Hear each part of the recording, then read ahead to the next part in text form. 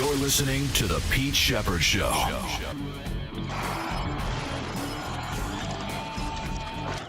It's good to be back.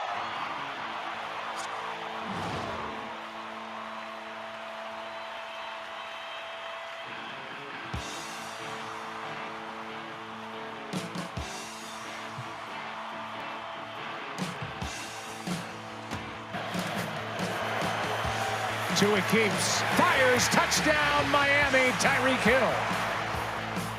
Who? Haven't heard that name since week 1. What the hell's going on? What a field goal fest last night in Los Angeles. Good morning, everybody. Welcome to another edition of the Pete Sheppard Show here on the Coastal Sports Network. Nice to have you across the video platform and, of course, on the app at SR1029 The Game, SR1029TheGame.com. You're following me on Twitter, X, at PShep326, Ion TV, CSN Florida, Rumble, Kick, Spotify, LinkedIn, Twitch, YouTube. And as always, call or text the show at 727-858-6650. It is a Tuesday edition of the Pete Sheppard Show here on the Coastal Sports Network. It is the day after Veterans Day, the 12th of November already. We have lots to discuss today. Unless you like field goals, there were 8 of them last night in the game. 5 by the Rams, 3 by the Dolphins, and Miami does win the game, much to my chagrin. But anyway, we digress. They deserved it. They made more plays, and the Rams could not get out of their own way. It's a bad football game. I'm glad I fell asleep in the second half, which I did, but saw the highlights this morning. So good morning, everybody. Lots to talk about today. Lots of NFL news. Lots involving the Dallas Cowboys and Micah Parsons' comments and the reaction across the national media. Not a good look for Micah Parsons, and the Dallas Cowboys are just an absolute wreck of a team. They got demolished by Philadelphia Eagles. Absolutely demolished. We're going to get into that. Some college football news to tell you about as well. Our old buddy Connor Stalions is back in the news again, but this time with Jim McElwain on the sidelines at Central Michigan, which is a story that came out last year, but now there's more to it. Legendary football coach John Robinson passed away at the age of 89. Kirby Smart is upset with one of his players for celebrating after the game that they lost with an old teammate of his at Mississippi. Still not a good look. Kirby has a nice response there. And Florida's Todd Golden, the men's basketball coach, is under fire as well. This is a story we didn't really get into last week. It started to surface right after the show, but in trouble for alleged sexual harassment and other advancing stuff. He did talk about it after the Gators win last night. A little bit, but we'll have more on that as well. Tour last night, 9 of 12 for 137 yards on third down. That is the reason why Miami won the game. And almost, I thought, was about to get concussed again after he made a tackle on his interception and went head first at the knees, and luckily he was okay. And Miami wins an ugly game, 23-15. But nevertheless, they win and improve to 3-6. The Rams fall to 4-5. And with that, we say good morning to Angel Martinez up in Tampa. I am Pete down in Fort Myers, wherever you are around this great country of ours and around the world. Good morning. Hope all is well. And good morning, Angel. And I hope you enjoyed the day off yesterday, rightly so, being the savvy veteran that you are. Hope you had a nice, some rest and relaxation, at least for a few hours. Yeah, just about a few hours. Good morning to everybody. But it was nice that we had Gus Bilirakis went to one of the local communities for a Veterans Day ceremony.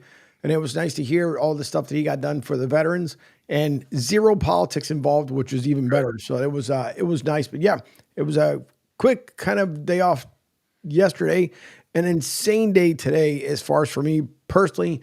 I'm going to put the taxi shuttle around top of my car and just beat back and forth. Uber.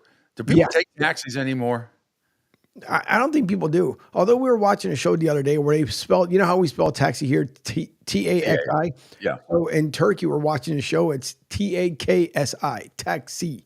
Oh, Yeah. okay. Well, whatever. That's fine. Whatever. Well, I'm glad that's great that you get to see the great speech yesterday.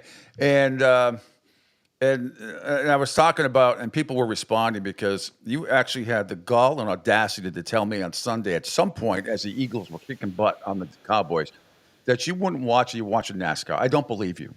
I don't believe you were watching more NASCAR than the Eagles trouncing the Cowboys. I sure was. In that game wasn't a lot to complain about in that game. You have to admit that. No, there wasn't a lot to complain about, but again, I'm not convinced thoroughly still with this team, and I'm pretty sure all the Philly folks were going bananas yesterday, and they're talking about that. Well, we're going to beat the Redskins. Listen, you're not beating the Commanders. Again, it was banged up Dallas team. I think Redskins from last season is comparatively different from this season, and even so, yeah, it was a nice win. It was a solid win. Am I still convinced that we're going to be going and gang busting our way to the Super Bowl? No, and I'll keep it at that. Well, look, the Washington Commanders blew it last week against Pittsburgh, and on Sunday against Pittsburgh, they should have won that game, and they blew it. And of course, you guys can beat Washington. Of course, you can. I don't know if, but certainly. And where's that game this week? Is that in Washington or is it in Philly? That would be in Washington, if I remember correctly. Hang on, let me just double check. It's already week 11. Unbelievable. No, it's in Philly. So you're 3.5-point favorites, and you have a great shot to win that game too. We'll see. We'll see now. I mean, Washington clearly they're 7-3. They're playing very well, but now this is another gigantic test for them and their rookie quarterback in what is going to be an incredibly hostile environment. This time is so. I don't know. I think gun to my head right now, I'm taking your Eagles, but I don't know about the cover. And man, I had a bad week last week. We'll get to that afterwards. But you're only going to be on for like a half hour today, right? And then you have Uber duties to do. You got stuff that you got to go on. But nevertheless, we're going to have a full show today. Jay Flannelly is going to join me from Ann Arbor at 8:30.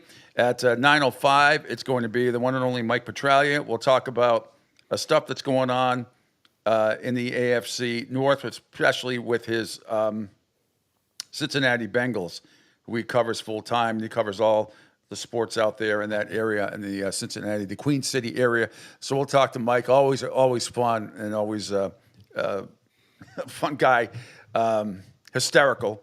Villanova grad. I want him to explain to me how they lost to Columbia last week, but that's another story. And we have men's college basketball going on too. So both everything is going on. My Celtics and Bruins both play tonight. That stupid tournament begins tonight with the Celtics. They're like a 15-point favorite against Atlanta, and that whatever they call it, that nobody really cares about except for the Lakers. So we shall see.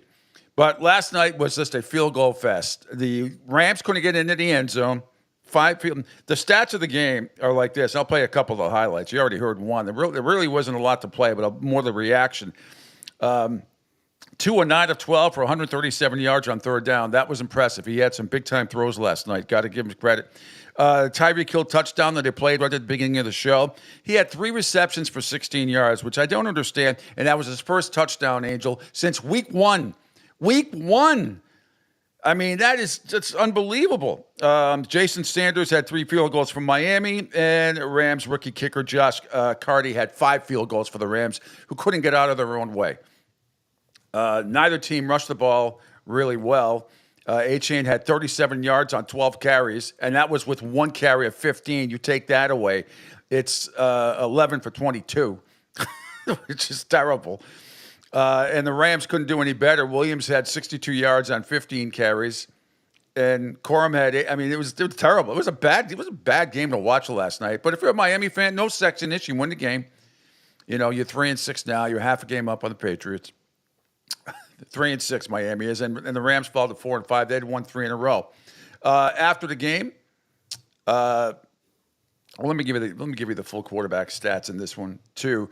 Tua Tagovailoa all around 20 of 28, 207 yards, a touchdown and an interception, which he made a tackle on, which I thought he was going to get hurt. We'll get to his comments after that. And Matthew Stafford, 32 of 46, 293 yards, no touchdowns, obviously, and 1 interception. So here's some of the reaction from last night's game. Let's start with Mike McDaniel on Tua Tagovailoa's performance.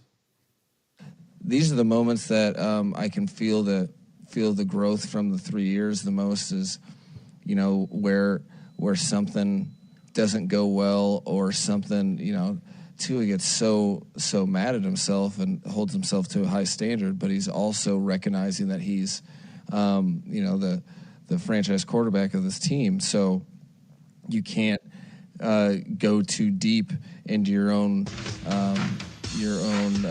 self-lashing. You have to lead and you have to move on from things, good or bad. So I thought he did a very good job of taking those L's, so to speak, and not having it affect his play as he progressed and moved forward through the game. So I was very happy with that. I'd prefer not to have the adversity, but that's. All right. Okay. Whatever. The wild thing, Mike McDaniel, with his react. We'll have more from him a little bit later on. Meanwhile, Mike McDaniel, we'll get to him about Tyreek Hill afterwards. Tua Tagovailoa talked about on his tackle following the interception. Yeah, I feel good. Everything's good.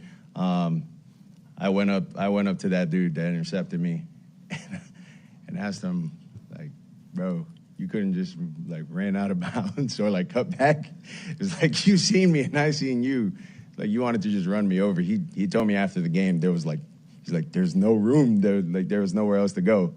So, he got to do what he got to do to help his team win games. And I wasn't planning on using my head to go hit him. So your shoulder down there, but I guess his leg kind of did kick the side of your head. You never felt any ill effects from it? Nah, I didn't feel any of that. That was pretty bad tackling for him, though.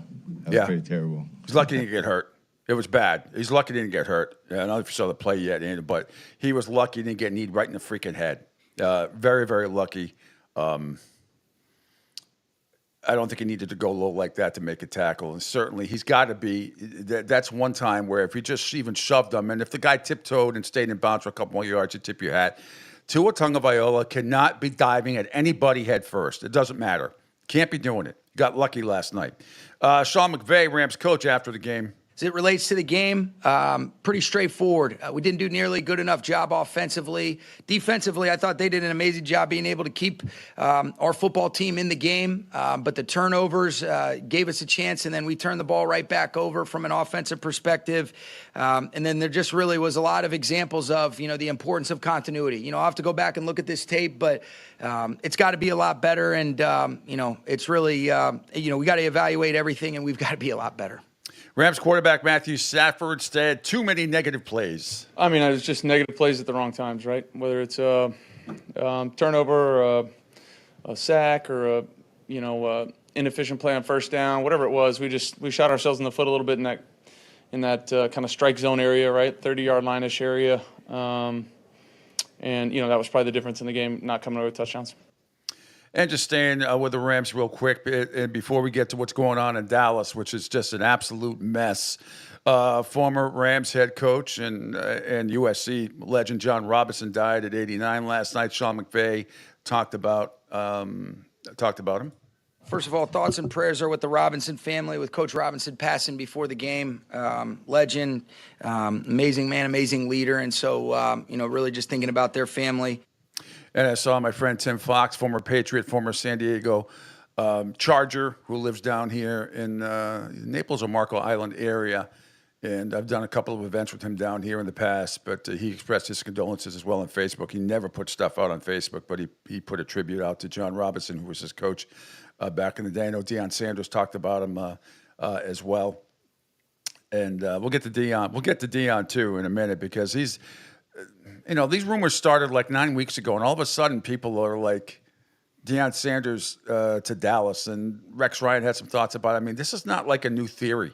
This has been talked about for weeks between Deion Sanders and Bill Belichick, and it all depends on how you can deal with Jerry Jones. But let's get into, because I want to play some video before Angel has to take off. First, I want to play the comments by Micah Parsons yesterday, or after the game on Sunday. And some yesterday. This is unbelievable. I mean, is he taking out of contact? I got 3 cuts here. I'm going to go in order, and then I'm going to give you some reaction yesterday from some of the fellas on ESPN. And they had some harsh words from Mr. Parsons. So here's Micah on Mike McCarthy coaching on his final year. Mike's on the final year of his contract, so outside there's, of course, going to be questions. What's the sentiment inside the locker room, and what do you tell people who are worried about whether McCarthy will be your coach next year? You know, that's above my pay grade about if Mike is coaching again next year. But, you know, all coaching aside, you know, Mike can leave and go wherever he wants. But the guys, I kind of feel bad for. Guys like Zach Martin and guys who might be on their last year or on their way out, you know, because that's who I wanted to hold the trophy for. You know, you want to win games and do great things with those type of legends who put in more time and work than Mike McCarthy ever did. So those are the kind of guys that I have so much sympathy and hurt for. Wow. I don't ever remember a player throwing a coach under the bus like that. Here's Mike McCarthy's response. Do you take offense at what Micah Parsons said after the game, or do you just consider it part of when a team is playing like this, those type of comments are going to come out as the frustration of the moment? Well, I think like anything with post-game remarks and really any remarks, when it does create questions for others in the locker room, something that I've always done, you know, conversation has to happen. So, you know, Mike and I had a conversation this morning about it, and, you know, handle those things as men should handle it. You know, Pistols that wasn't and 10 his paces? intent, and you know, so that's something he can talk on. But, you know, the other part of it too is, you know, is what comes out of this too, all the way around. You know, questions for others, and also, I don't want to see my players get attacked also from the other side of this too. So we have so much more that we need to focus on, and that's really what we talk about pretty much, you know, throughout the day today. Is just we just got to keep it about football, bear down on the things we know we need to improve on, build off of some of the things that we did. Felt like we got better, you know, throughout these games coming out of the bye. But you know, these are the things that you need to, you know, eliminate from your culture. And just like anything, you know, conversations bring, you know, resolution. So and I think this is an example of that. I brought up the stat yesterday. It's amazing. The Cowboys are 0-4. This is Dallas the last 2 years. 16-1 at home. Last year, the only NFL team that went undefeated at home last year at 8-0. This year, they're 0-4 at home, and they're being outscored by 94 points. Negative 94 at home. Absolutely unbelievable. Here's more from Mike McCarthy on the struggles of the team. Yeah, when you lose, you know, when you're losing multiple games. Humiliating. So, you know, I just look at how much time today's a great example, you know, how much time I've spent on, you know, Houston Texan. I think I'm on play 6 of the Detroit game. So, and that's what these types of things bring. And that's why, you know, frankly, I think it's harder when you win. Handling success, to me, has always been the biggest challenge in this. We have a great opportunity to be in an adverse situation as a group of men to go do something people don't think we can do. And been there before, excited about it. You know, most of the times come out the other end, and that's what I'm focused on. So, but to get there, you got to, you know, utilization of energy and all that application of how we want to unite and continue to work is important. So, I think all these guys, you know, we all need to focus on our, you know, our mental space, take care of ourselves, you know, hug our families, you know, because they're the ones that have to listen to you know, most of this stuff. But we need to just keep about football, because if we're not working on football, you know, our opponent is an hour or two better than us already. So that's my message. He's gone at the end of this year. We'll see what happens, where he ends up. Angel, if we could scroll down, it's a little bit down after yesterday's show under awful announce. I want to start with Damian Woody and Micah Parsons' comments yesterday on Get Up. Really, really damaging stuff for Micah Parsons, and Damian Woody was very, very outspoken about it as well. If you see it, Angel, it's down on which it's down after yesterday's show. After the drive with Q, actually. It's underneath that one. Glad that Q was on yesterday. Yeah, that was a fun, action-packed hour. Here comes the fun part. Woody first, and then we'll get to Rex Ryan. Greeny, I've never heard anyone say anything remotely like that after a game. I really have. And, like, who the hell Michael Parsons think he is talking like that after a game? Bro, you've been missing all these games with the injury. And last time I checked, the head coach is a Super Bowl winning coach. And I know the season hasn't gone the way that everyone is expected to go and all that. But for you to sit there in the locker room right after your team gets pummeled and to just undress your head coach in that manner, see, that's what's going on with all these podcast boys out here in the locker room. Everybody wants to sit there and they want to, spout and say all this type of stuff. There used to be a time when there was a little bit of respect, a little decorum in the locker room, because at the end of the day, it was about we didn't do enough. All of y'all got your asses kicked. Okay, and you're going to go out here and talk about your head coach, basically your head coach not working, not doing anything to try to prepare the team? I just think it's a bunch of BS, man. Yeah. I really do. I like, we can sit here and laugh and all that type of stuff and be here in shock, but that's disrespectful what Michael Parsons did to Mike McCarthy in that situation, because I know, again, it's not the results that Mike McCarthy wants, but I know that man is busting his ass every single day to try to go out there and get a win, and to hear one of your star players come out there and say that? Yeah. Come on, man. Like, I can't ride with that. That's total. All right, now, Angel, if we could scroll up for it's a couple. Again, it's under awful announcing. I got a couple of Rex Ryan, but I want the longer version, which is a couple up on awful announcing and Rex Ryan on the Cowboys. Actually, hang on a second before that one, because that's not about Deion Sanders. Actually, the first one. Let's go. It's the one right up above. Rex Ryan on Micah Parsons. Let's get to that first, and then we'll get to his comments about Deion Sanders.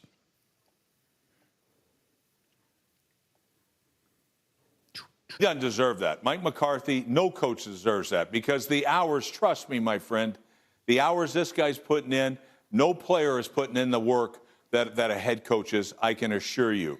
And look, you can have some private issue, all right? Go to the owner, go to whoever, go to Mike McCarthy.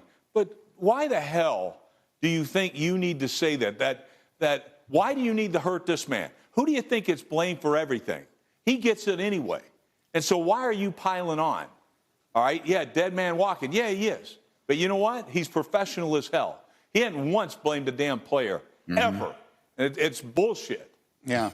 And I'm glad you said that, and I'm not the least bit uncomfortable with you using that word, because that is exactly what it actually is. And Dan, you were making the comment a moment ago that he doesn't deserve that. Mike McCarthy. Yeah, absolutely. Now, if we could scroll up a little bit more again under awful announcing, and here's Rex Ryan on the Cowboys, and stuff we've been talking about for a couple of months now about Deion Sanders' name is going to be floated out there to be the next head coach.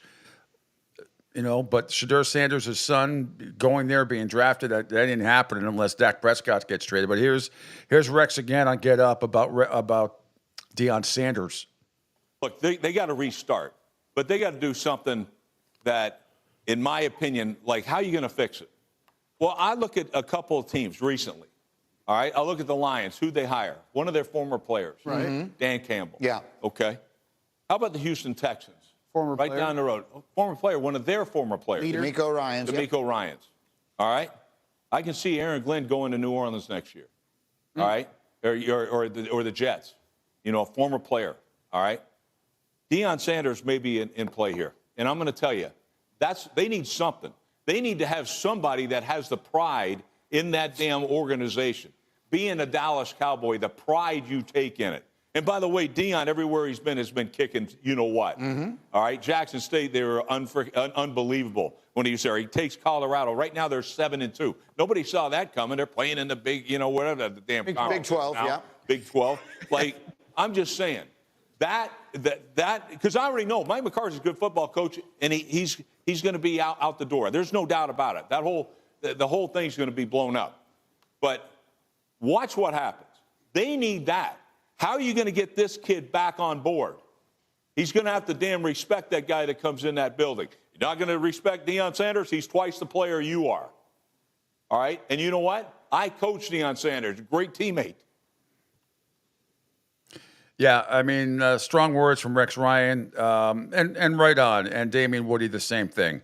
What Micah Parsons did, I mean, you talk. I'm trying to go back in my mind from an NFL perspective, anyway. Remember, when a player threw a coach under the bus like that. I mean, you just don't see it. It just doesn't happen. I love Damien Woody's reaction about the podcasters and everything else, but nevertheless, Micah Parsons is going to be a Hall of Famer.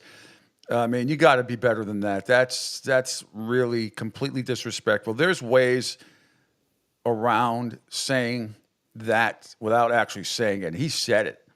I mean, when you talk about, I feel badly. Some of my players worked harder than the coach. I mean, that is, I couldn't believe it.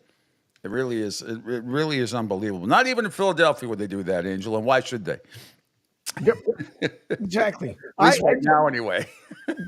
But the comment though, like what it's almost like, when you say like all jokes aside, it's like, all coaching aside, it's like, really, man, like you guys are not a team. And I'm really tired of every stupid commercial keeps saying America's team playing. Like, shut up. No one has them as they haven't been America's team in a long, long time. The people keep claiming that is crazy. When you haven't done anything since 1993, you could say America's team. You can say about when they play, the ratings are better. There's some truth to that to a degree. Do they still have that cachet? I don't think the younger generation gives a shit. I don't. No. I don't. They don't know they don't know what happened 10 years ago, let alone back, the great teams the Cowboys had, great organization back in the, 60s, 70s, and 80s and the early 90s, obviously. They don't care. To them, the America's team was probably the Patriots for 22 years. I mean, they were the ones that were in the Super Bowl and competitive every single year, but they never were referred that way. I mean, Dallas had done squat, since 93. Barely winning playoff games. Not many. Single digits since then. Not many. And it just so I let that stuff kind of pass me by, Angel, because they're not America's team. And certainly they are not America's team at home when you get humiliated and outscored by 94 points this year in 4 home games. You're not America's team. Nope. You're not even SMU has more respect in Dallas than the Cowboys do right now, and rightly so, for the way they played this year in the ACC and ahead in the ACC. Which brings me to my next video, Andrew, before we let you go, because I know you get a long thing. It's right under, it's 2 down. Nealon Volunteer Prey, our boy, Josh Prey, who has had to change his name, finally got his wish, and my Hurricanes lost at Georgia Tech, and rightly so. They made more plays. It just was when I saw Haynes King was going to play, I was upset. I still thought that the Hurricanes should have won the game. Ward had 3 more touchdowns and no interceptions and 350 yards, something like that, Pat. But anyway, the bottom line is that Nealon Volunteer Prey, who's been praying for the Hurricanes to lose, finally got his wish.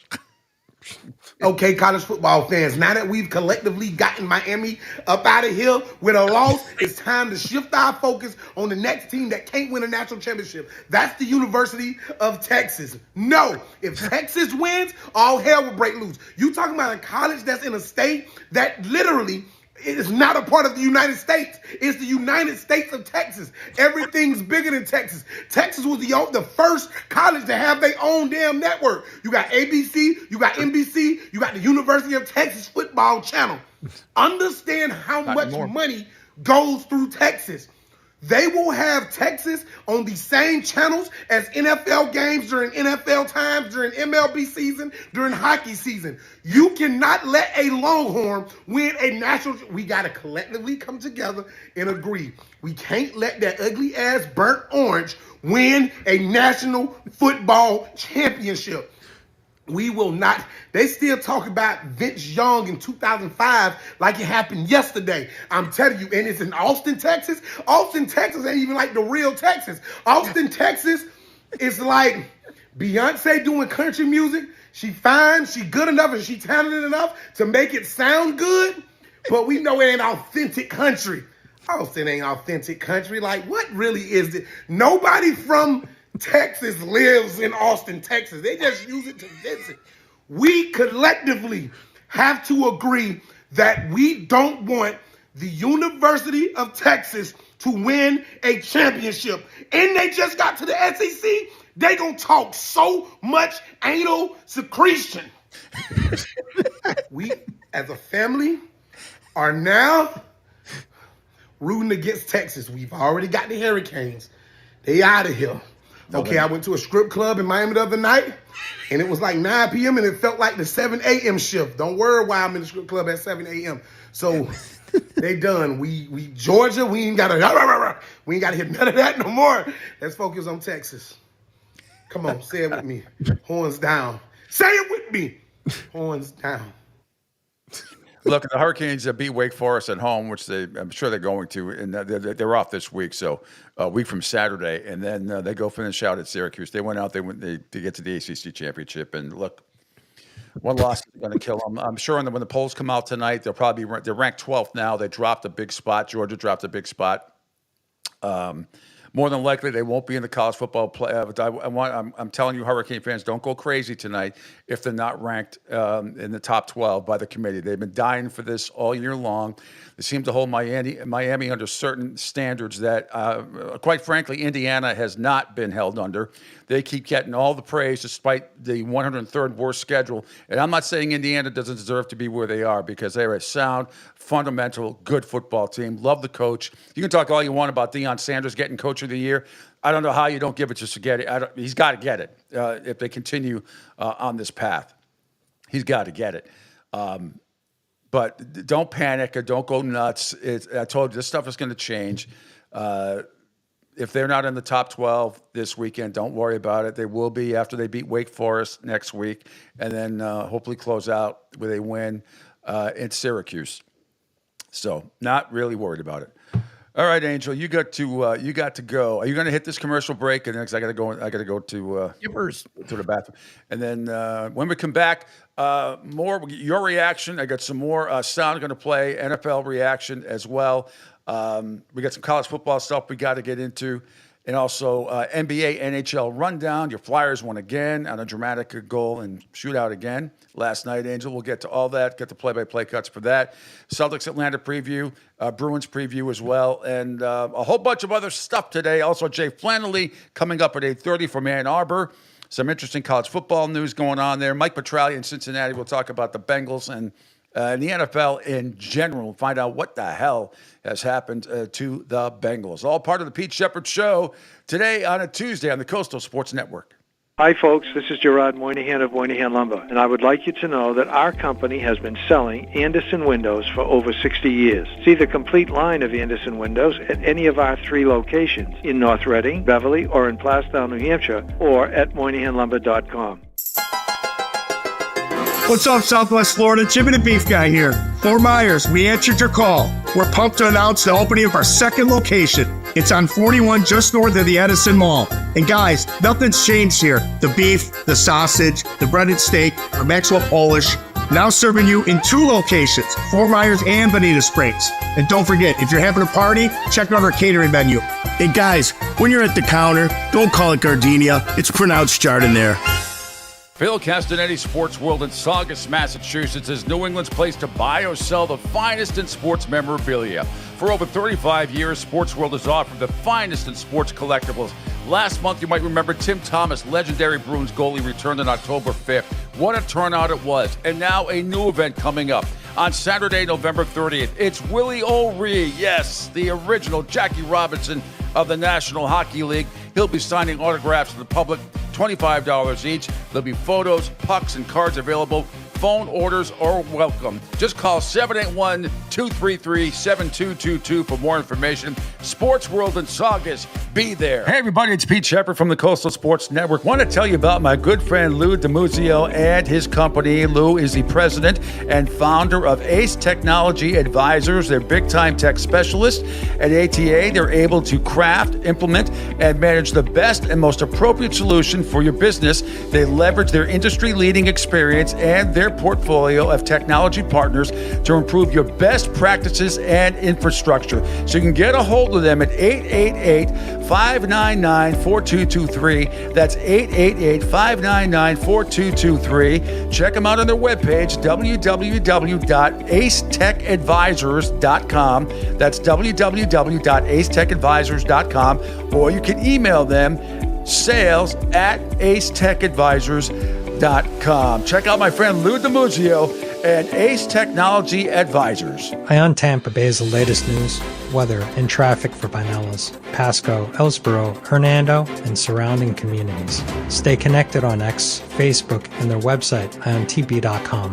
Ion Tampa Bay keeps you informed on breaking news as it happens. Southwest Florida's newest game in town. Sports Radio 102.9, the game powered by Ion Tampa Bay. We'll be right back. Adopt US Kids presents What to Expect When You're Expecting. A teenager. Learning the lingo. Today I'm going to help parents translate teen slang. Now, when a teen says something is on fleek, it's exactly like saying, that's rad. It simply means that something is awesome or cool. Another one is totes. It's exactly like saying, totally, just shorter. As in, I totes love going to the mall with Becca. Another word you might hear is jelly. Jelly is a shorter, better way to say jealous. As in, Chloe, I am like so jelly of your unicorn phone case. You don't have to speak teen to be a perfect parent. Thousands of teens in foster care will think you're, rad, just the same. To learn more, visit adoptuskids.org. A public service announcement brought to you by the U.S. Department of Health and Human Services, Adopt U.S. Kids, and the Ad Council. This is the story of a very special woman. In a matter of seconds, she turned herself into a great mathematician or an entrepreneur. Her knowledge was limitless and still is. She could also make monsters disappear, especially those that lurked in the shadows under the bed. Once, this woman put back together a teenage girl's broken heart, which had been shattered in 1,000 pieces, just by giving her a bear hug. She masqueraded as a regular person at work, but as a superhero at home. Everyone knows her as Gabriella. I still call her Mom. Your hero needs you now, and AARP is here to help. Find the care guides you need to help, complete with tips and resources at aarp.org/caregiving. A public service announcement brought to you by AARP and the Ad Council. Hey, Dad, your prescription will be ready in just a minute. Hey, Dad, your laundry will be ready in just a minute. Dad, your lunch will be ready in just a minute. Hey, honey, why don't you take a minute? When you help care for a loved one, you give them as much time as you can, making sure they're safe and comfortable. But it's just as important that you take some time for yourself. At AARP, we can help with information and useful tips on how you can maintain a healthy life balance, care for your own physical and mental well-being, and manage the challenges of caring for a loved one. Because the better care you take of yourself, the better care you can provide for your loved one. Thanks, Dad. Thank you. You're there for them. We're here for you. Find free care guides to support you and your loved one at aarp.org/caregiving. That's aarp.org/caregiving. A public service announcement brought to you by AARP and the Ad Council.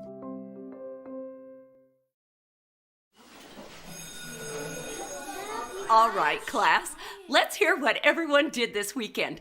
Jill? Well, I raised my older sister to a big oak tree. It was at least 100 years old. My mom said I must have set a record or something.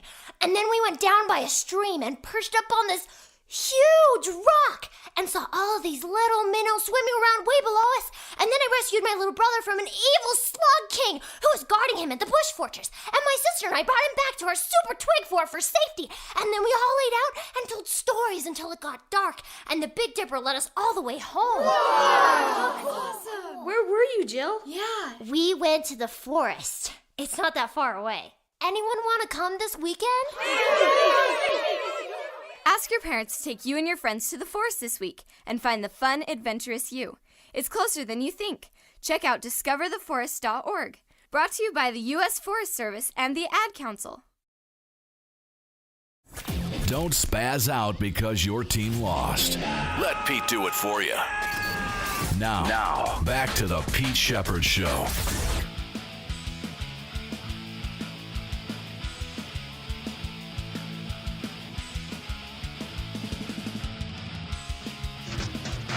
He's a warrior. He's the captain of this team, and as good as it gets in this league that's full of star players. So, it didn't necessarily surprise his teammates, I don't think, based upon, his relationship with them and what he means to the team. So it was,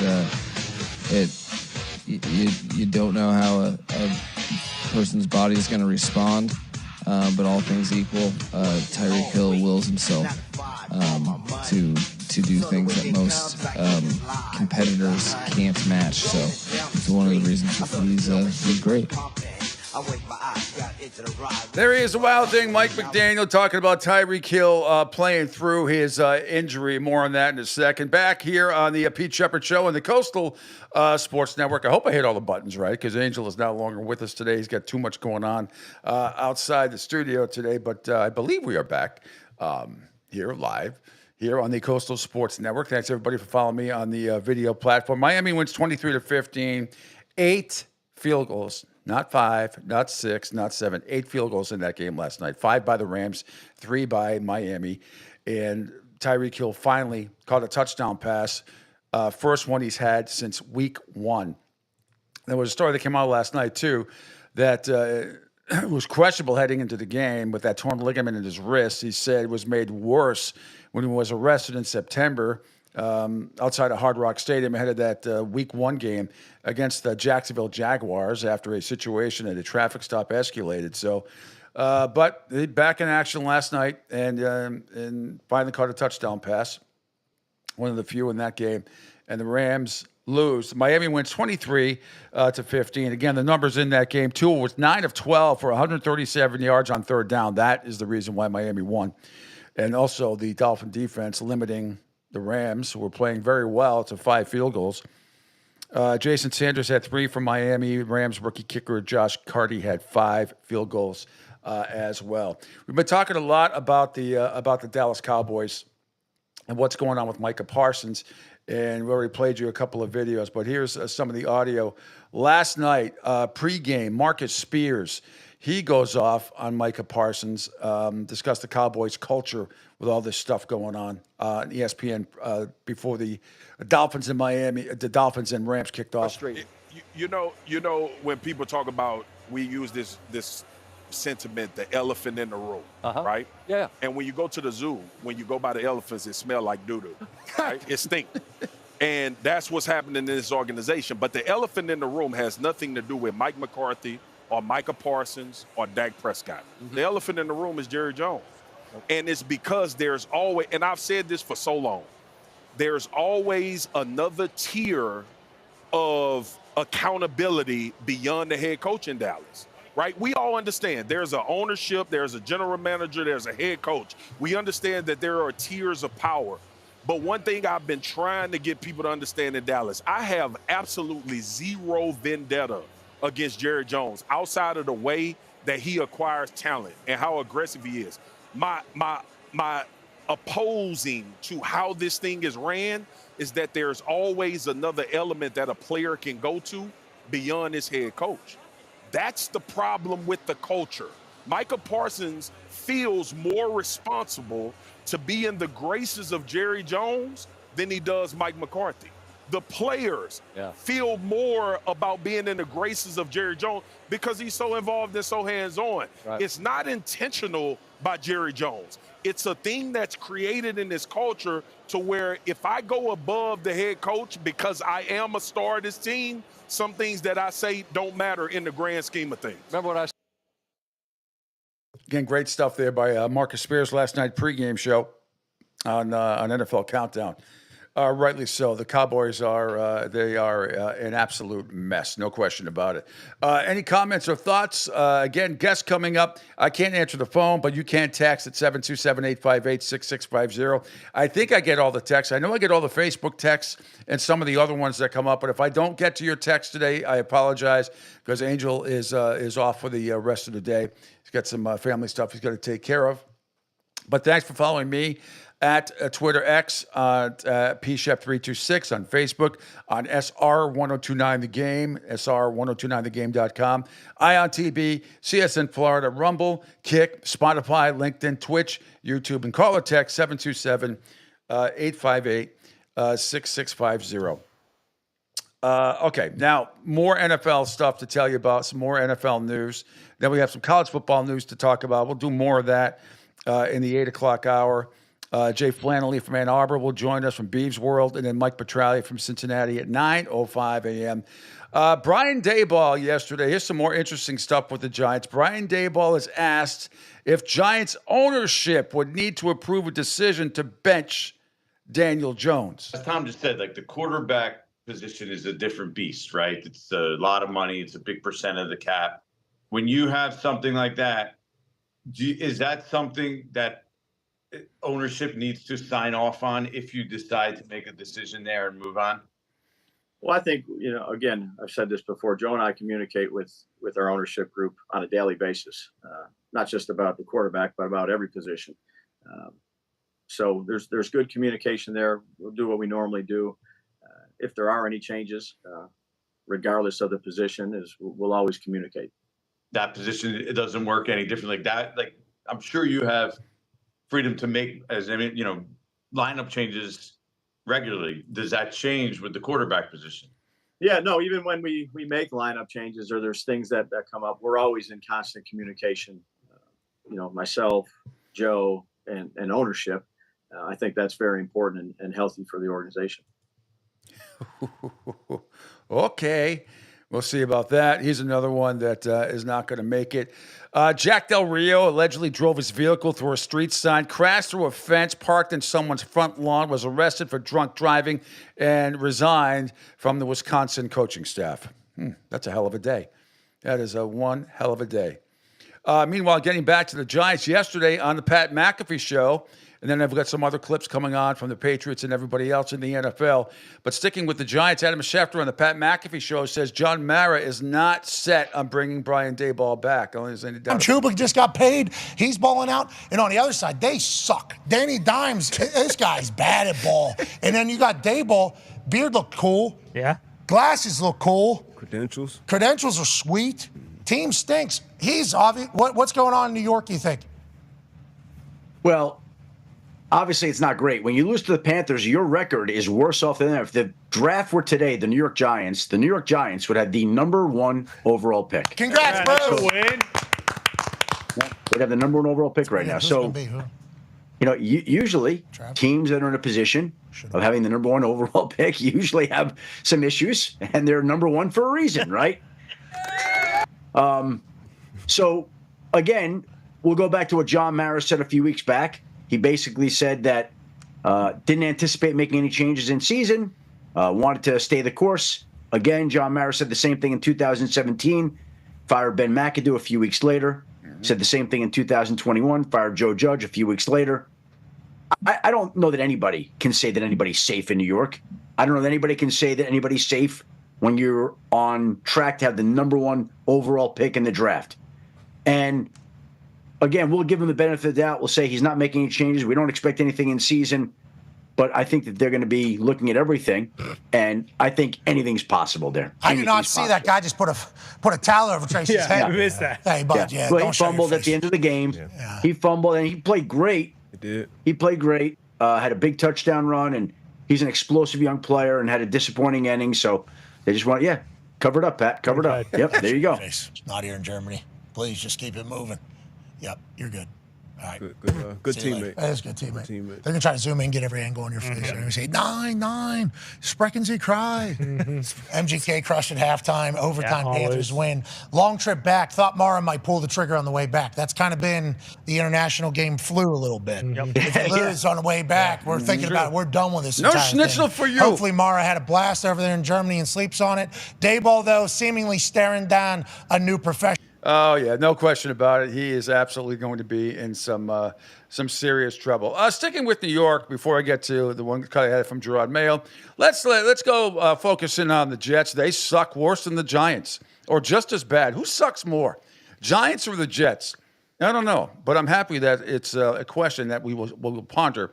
Jets head coach Jeff Ulbrich, after watching the film. Just looking at the film, just kind of what's your assessment of kind of just what went down yesterday? Defensively, the story was tackling 100% in man coverage. We we didn't cover well and we didn't tackle well, and that was a collective effort. Whenever you get beaten coverage, it's always an element of rush that goes into that, whether you affect the quarterback or not. But it wasn't good enough, and an egregious criminal amount of missed tackles. Criminal. Not good enough. We need to find ways to drill it better and give these guys an opportunity to like, that's where I'm so disappointed in myself that I didn't get these guys prepared for this tackling game. Like, we knew that was a point of emphasis, and we thought we drilled it. Obviously didn't drill it well enough, and got to keep finding ways to help these guys be successful. So not good enough. Yeah, I'll get to my thoughts about whatever. Obviously not Robert Saleh's fault. Ulbrich, more on the Jets locker room. I don't think that Aaron has ever been 3-7 in his career, and you've got some pretty, high level stars on this team that have been used to winning. I'm beginning with Aaron. Where would you assess kind of their psyche and mentality right now with what's taking place right now with this team? Obviously, everyone is pissed. There is collective anger, frustration, all those things. I have not felt, in my perspective, I have not felt anyone wavering, though, as far as still committed to being together and getting this done together, and I felt the group that is all in every day in all that we've done. And at the same time, because of that elevates the level of frustration and anger and disappointment that we're all feeling. But I don't feel like anyone is wavering or jumping ship at all. I think the character of this locker room is strong, and that's the one thing I'd like to think I don't have to worry about. No, I mean, some of the character in that locker room, I'm sure, is strong. And the problem is, majority is not, because your leader is not, because he is no leader. And that is Aaron Rodgers. He is your problem, New York Jets, Mike Greenberg and company. Aaron Rodgers is the problem with your team. He is not good. He just isn't. Not at this point in his career. Doesn't have it.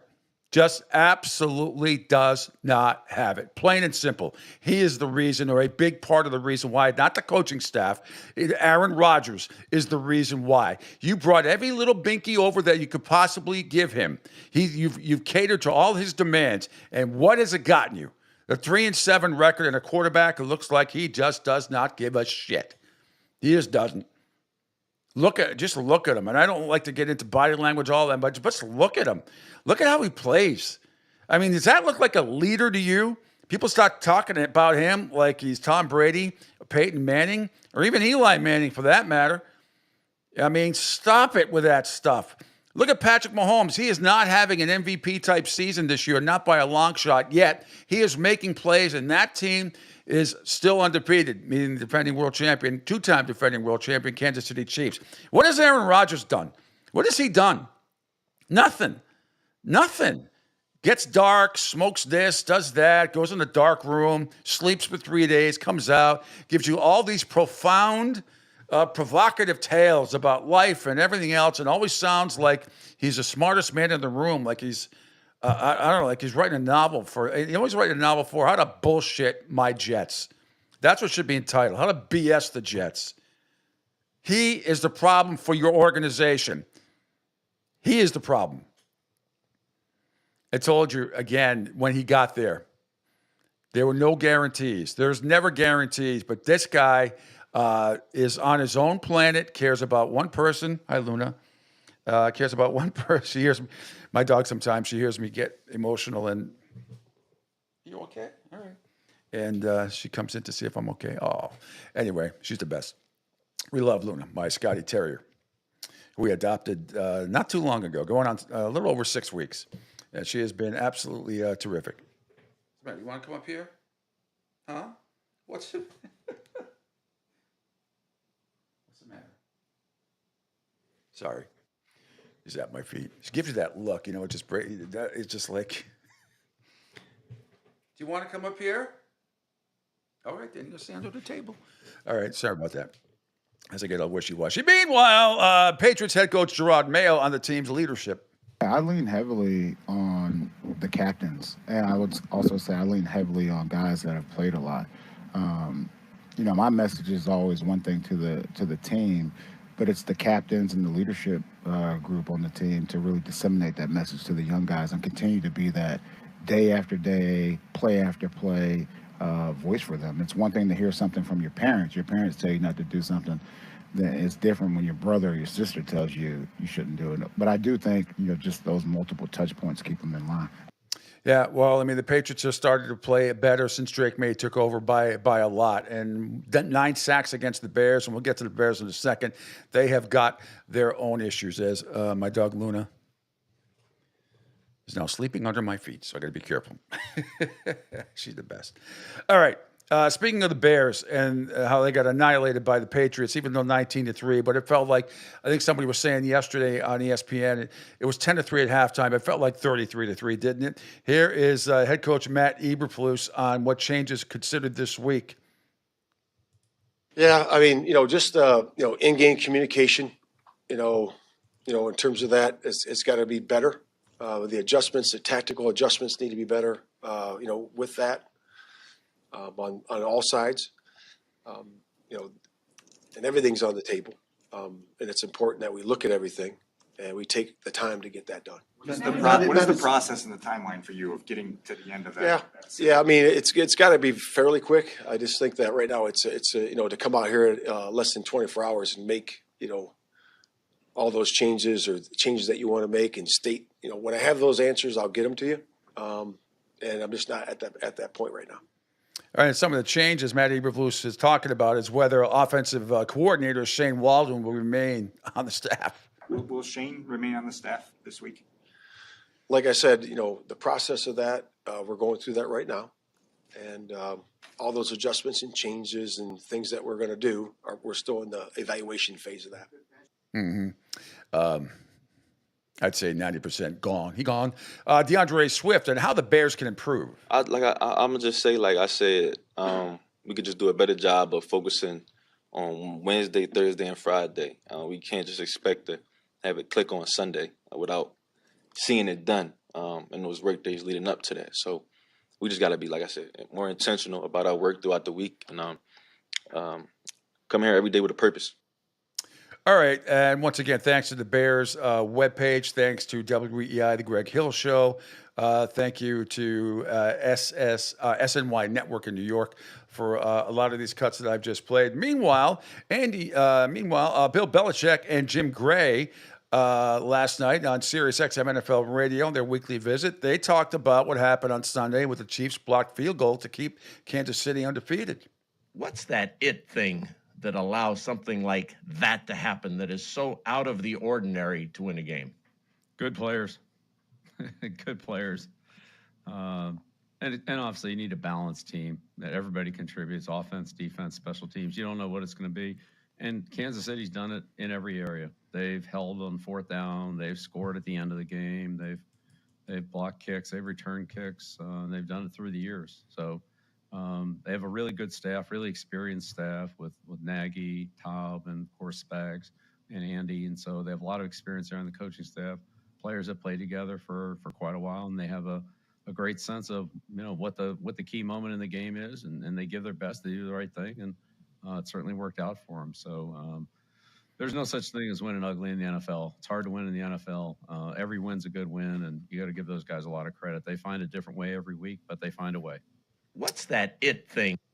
All right, no question. We'll take a break in a minute here or so, but I want to tell you, this is what happens for fraudulent broadcasters out there, and there are so many of them that just are not prepared. And look, we all made mistakes. I've made plenty. You mispronounce a name. You say you confuse Tom Landry with Jerry Jones. A faux pas like that.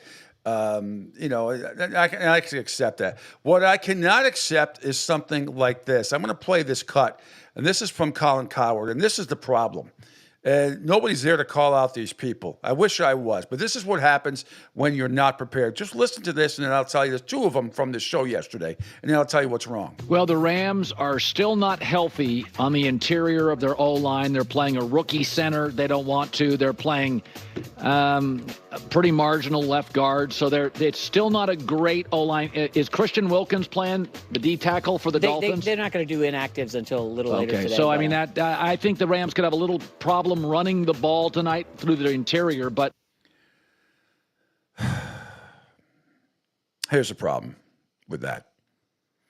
Christian Wilkins is on IR right now, and he plays for the Raiders, you idiot. How do you not know this stuff? You can't be, but this, Stephen A does this too from time to time. Not prepared, not knowing shit. I mean, just like he's not even on the team. Oh my goodness. All right, here's more. They start out with Joe Burrow this week, Colin. This will be the toughest quarterback this defense has faced. And the Chargers defense, by the way, has not allowed more than 20 points in a game this season. Yeah. Pretty great start, right? Yeah. And then they have a little Lamar Jackson, as you can see the schedule here. It gets tough. And then Matt Ryan, winnable. Patrick Mahomes. The next 4 games, we'll find out if the Chargers are... It's Kirk Cousins, you Nimrod, not Matt Ryan. Oh, Jesus. God. These people are getting paid millions of dollars. I cannot believe this shit that's on there. Honest to God. And no one's there to correct them. Nobody. Just unbelievable. Unbelievable. I'm telling you. It's just amazing to me out there. All right. Duncan Dad says Rodgers 100% the issue.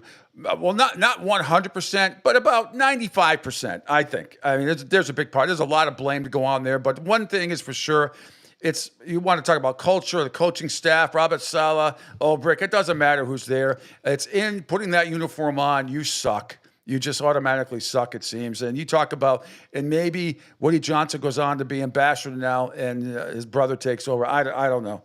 But that team is just been absolutely awful. All right, another quick break here on the Pete Sheppard Show. Jay Flanagan going to join me at the bottom of the hour at 8:30, and then Mike Petraglia at 9:05 here on the Pete Sheppard Show on the Coastal Sports Network.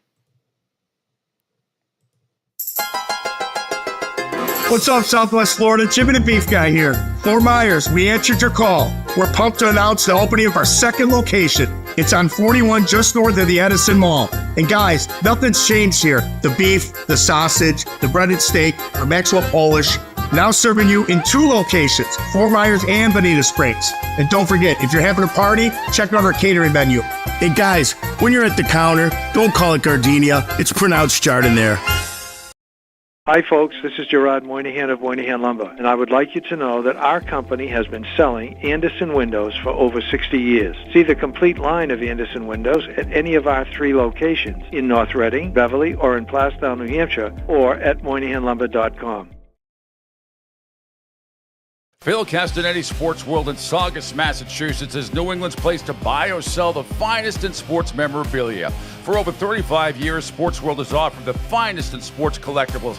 Last month, you might remember Tim Thomas, legendary Bruins goalie, returned on October 5th. What a turnout it was. And now a new event coming up. On Saturday, November 30th, it's Willie O'Ree, yes, the original Jackie Robinson of the National Hockey League. He'll be signing autographs to the public, $25 each. There'll be photos, pucks, and cards available. Phone orders are welcome. Just call 781-233-7222 for more information. Sports World in Saugus. Be there. Ion Tampa Bay is the latest news, weather, and traffic for Pinellas, Pasco, Ellsboro, Hernando, and surrounding communities. Stay connected on X, Facebook, and their website, iontp.com. Ion Tampa Bay keeps you informed on breaking news as it happens. Southwest Florida's newest game in town. Sports Radio 102.9, the game powered by Ion Tampa Bay. We'll be right back. Hey everybody, it's Pete Sheppard from the Coastal Sports Network. Want to tell you about my good friend Lou DiMuzio and his company. Lou is the president and founder of Ace Technology Advisors. They're big-time tech specialists. At ATA, they're able to craft, implement, and manage the best and most appropriate solution for your business. They leverage their industry-leading experience and their portfolio of technology partners to improve your best practices and infrastructure. So you can get a hold of them at 888-599-4223. That's 888-599-4223. Check them out on their webpage, www.acetechadvisors.com. That's www.acetechadvisors.com. Or you can email them, sales@acetechadvisors.com. Check out my friend Lou DiMuzio and Ace Technology Advisors.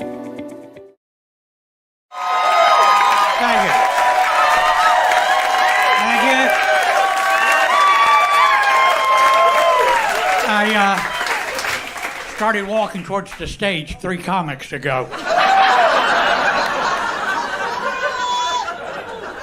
40 years ago, when I started doing stand-up, everyone told me it was a great way to meet women. We'll see. I joined a dating site for people my age called Carbon Dating.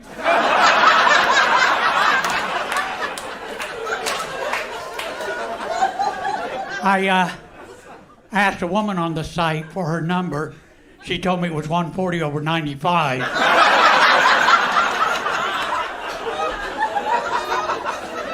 The great thing about dating a woman my own age, I don't worry about meeting her parents.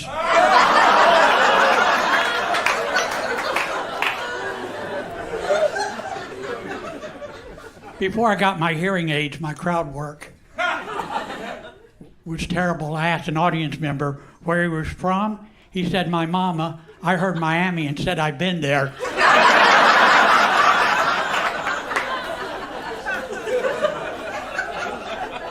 Recently, my Uber driver was from Egypt, and when I got into his car, he was talking over a phone in Arabic, only I didn't see any device, so I thought he was talking to me, using syllables I didn't recognize. And I thought, so, this is what a stroke is like.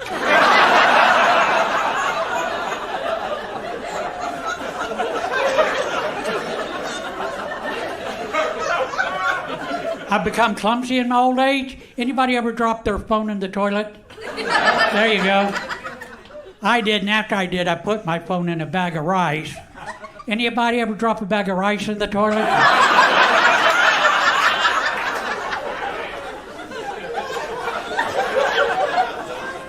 I took a quiz on Facebook called, What's Your Spirit Animal? I got extinct.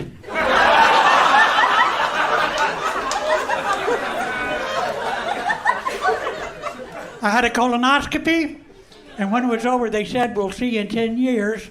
And I thought, the fuck you will.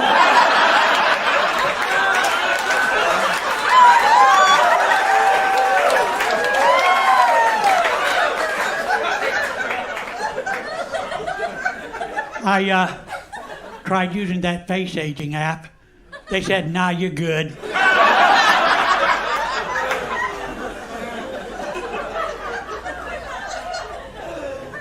I'm a gamer. Do we have any gamers?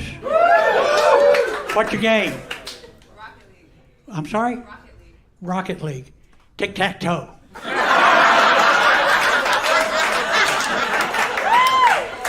Sometimes till 7 o'clock at night.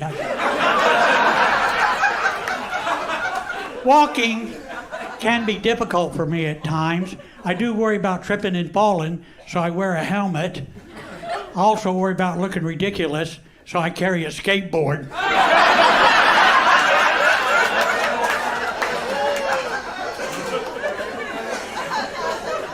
I used to smoke cigarettes. I was a heavy smoker.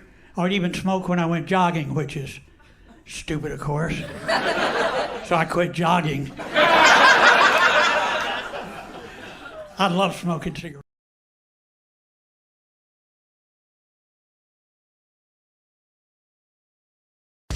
The Pete Sheppard Show. It's fun for the whole family.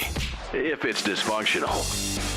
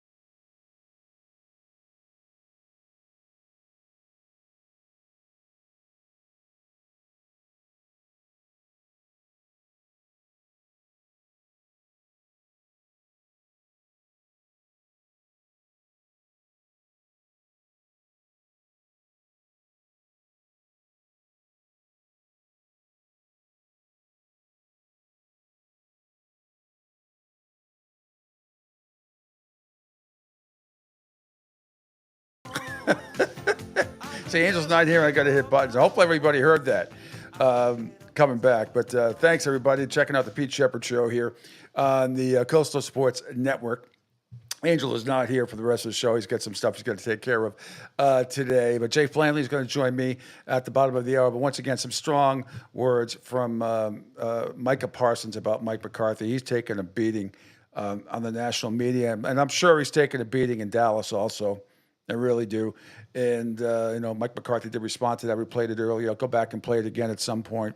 Meanwhile, continuing on with the NFL, before we get to some college football news, John Harbaugh talked about for the Baltimore Ravens and what the backfield will look like with Keaton Mitchell.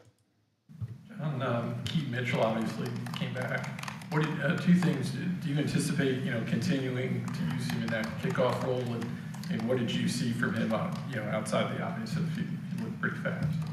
Yeah, I mean, Keaton's a really good football player, so he'll in that role as a running back, it's got some special teams elements to it for sure. And boy, I like the ball in his hands, so have him back there on kickoff return.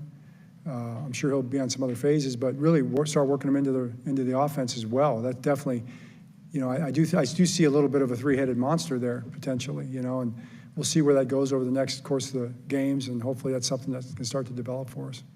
All right. Meanwhile, in Buffalo, Sean McDermott on wide receiver Amari Cooper and when he might be able to play again. Hey, Sean.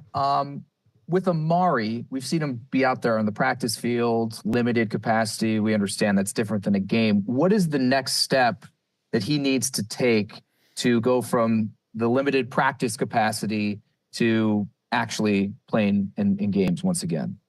Yeah, if I knew, I think some of it's pain tolerance and threshold, and so we'll just see. I don't know the medical terms that you're looking for there, John, and I just get my cues from Nate, and we go from there. You could say medical terms, and I wouldn't even know if they were actually medical terms or not. So I appreciate that. Maybe I should have thrown a couple out there and tried to sell them to you right there. You would have sold him pretty easily. With Matt, you already ruled him out here. What is the progression you guys are looking at and the plan for him over the coming weeks for him to return to game action? Yeah, we're gonna take it 1 week at a time here. We'll see how this week goes, and really where we're at is it's been a while since he's played football here, and he's done a phenomenal job along with our trainers of getting back to now where he can get back out there and just take it 1 day and 1 week at a time. And those guys are going to reassess towards the end of the week and see where he's at, and then what the next week may hold for him. And then with just that group of Amari, Reggie, Spencer, Dalton, more short than long-term, no IR discussions for any of them? Don't believe so at this time. Again, we're going to see how it unfolds, as I said, for all those guys as we move forward here. All right, that's Sean McDermott. And meanwhile, let's move on to Cincinnati. Zach Taylor talks about how the Bengals go about bolstering their roster late in the season. Guys that you can envision a role for, if it's an active roster spot, certainly somebody that can come in and fits a role for you, and you feel like you can find a way to hit the ground running with them, and they can add something down the stretch here. If it's a practice squad, a guy you want to continue to work with and develop, and have a vision for long term. So sometimes it can depend on the position, how deep you are, and kind of what's available on the wire. But you want to have a short term, long term vision for the guys you're bringing at this point. Yeah.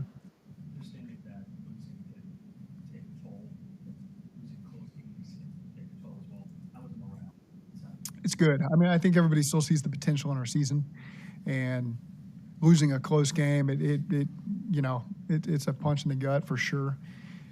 One that you think you got a chance to win, and it slips away from it. But at the same time, we know we got a good football team, and everyone believes that. And different guys, different places have been in these situations before, and there's evidence where you can pull out of it and still have a tremendous season. And so that's what our focus is right now, is focus on the Chargers to point ourselves in that direction to have a tremendous season.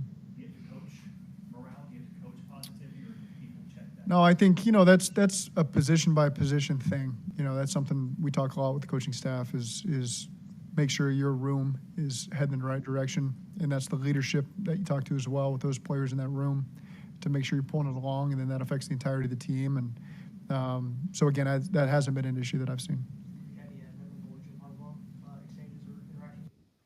All right, that's from our buddy Mike Petrali. He'll be joining me at 9:05. That's this Zach Taylor talking about the Bengals and bolstering their roster. Okay, just for a second, we'll get back to more NFL cuts in a second. Time now to play. I should have started this last week, but if the NFL playoffs started today, who would be in it? There we go. Incredibly, the number one seed would be the Kansas City Chiefs, the two-time defending NFL champs, Super Bowl champs at 9-0. They'd be the number one seed. They get the bye. The 7-2 matchup would be the Denver Broncos at 5-5 at the Buffalo Bills. Again, this is if the NFL playoffs started today. Okay? The 7-2 matchup, Broncos, number 7 seed at the Buffalo Bills, the number 2 seed. The 6-3 matchup would also come out of the AFC West, which would be the LA Chargers at 6-3. They would play at the 3rd seed Pittsburgh Steelers at 7-2. And then the 5-4 matchup in the AFC would be the Baltimore Ravens at 7-3 would have to travel, go on the road, and play at the Houston Texans, the 4 seed, who are 6-4. So to recap in the AFC, KC would be the 1 seed getting the bye. It'd be the 7-2 matchup, Broncos at the Bills, 6-3 matchup, Chargers at the Steelers, and the 5-4 matchup would be the Baltimore Ravens at the Houston Texans. Moving on over to the NFC. Play, damn it.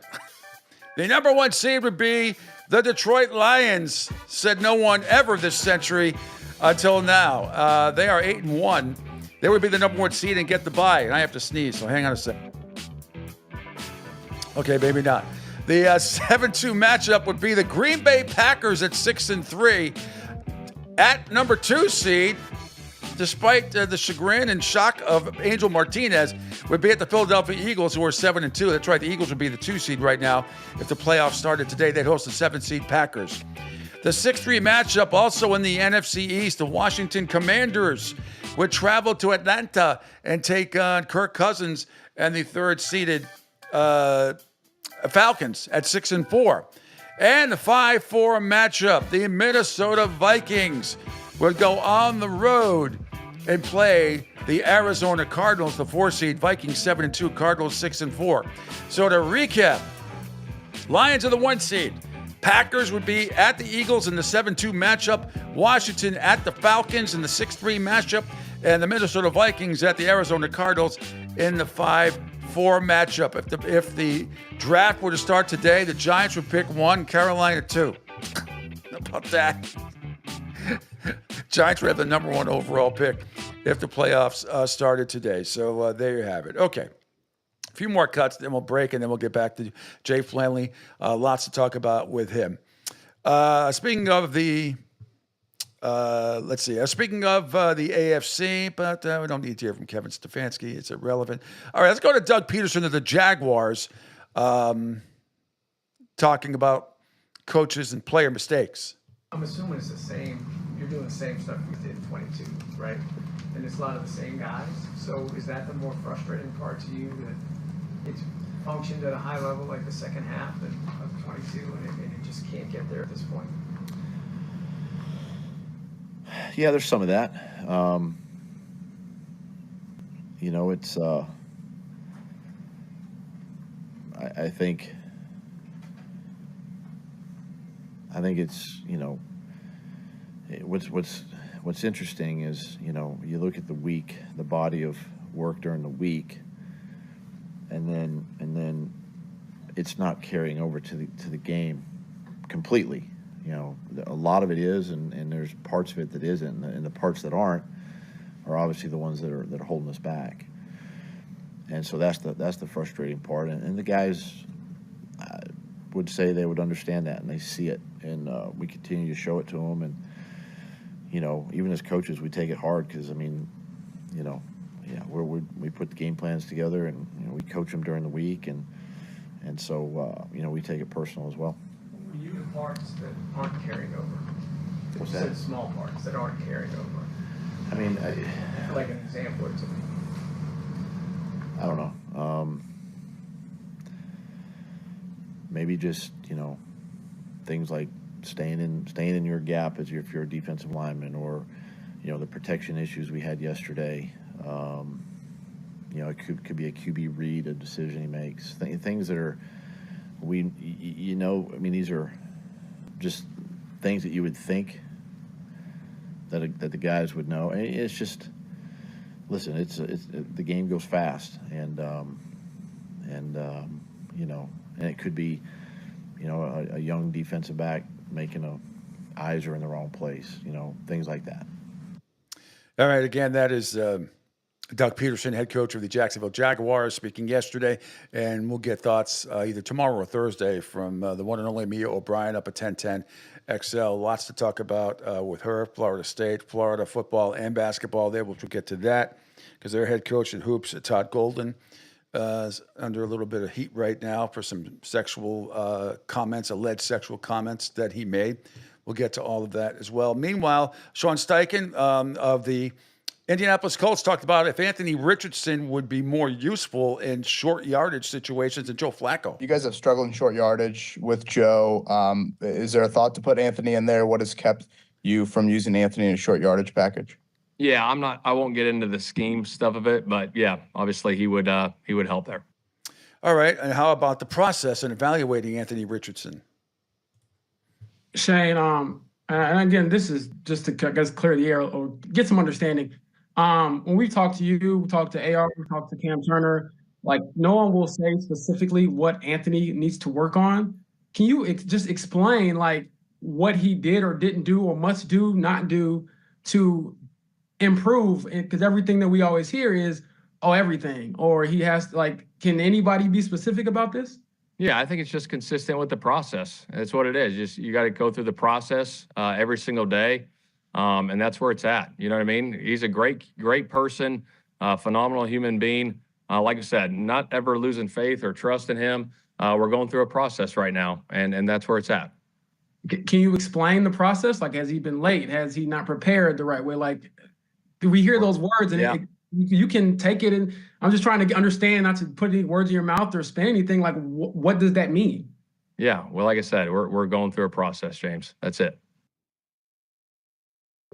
Yeah, sounds like a new recipe. Yes, going through a process change. Okay, we'll see. Meanwhile, before we get to Jay Flannelly, one little college football. And Angel's not here, so I can't play the video. But Kirby Smart yesterday on Fox commented on the video of Georgia's Jake Pope celebrating on the field after losing to Ole Miss on Saturday. Here's Kirby Smart's response. Kirby, there's a video on social media of Jake Pope seemingly celebrating with some Ole Miss fans on the field after the game. Just wanted to see if you had seen that and what your reaction to it was. Yeah, what an idiot. Just stupid. I didn't see it till today, but he's embarrassed about it. He's upset about it. That's obviously a childhood friend of his. He grew up and played with there at Buford and knows him, hadn't seen him in forever, but just not real smart. But to be honest with you, I don't have time to waste energy on that. You know what I'm saying? Like my focus is on Tennessee. I'm not worried about that.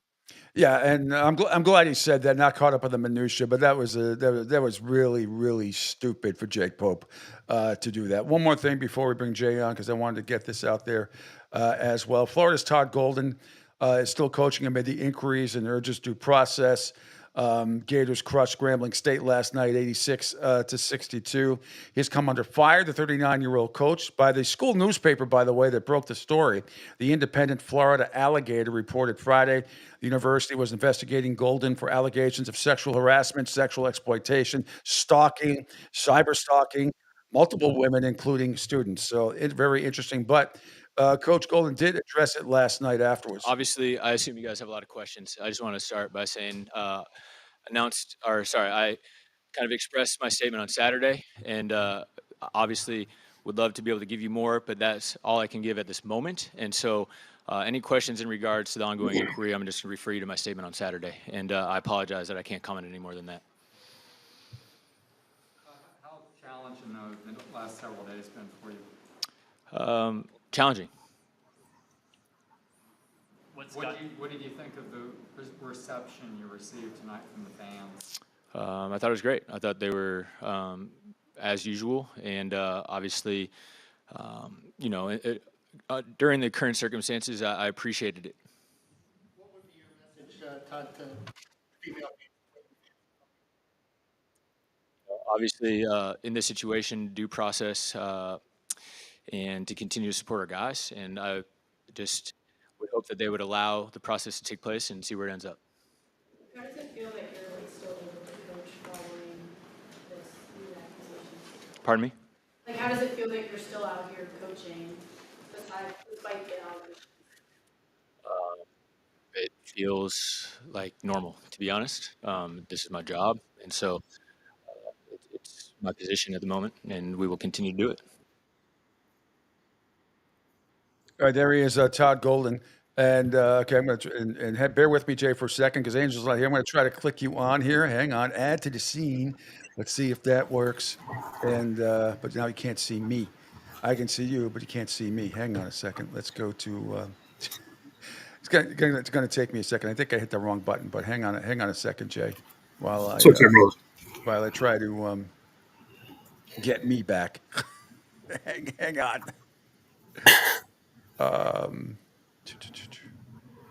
No, that didn't work.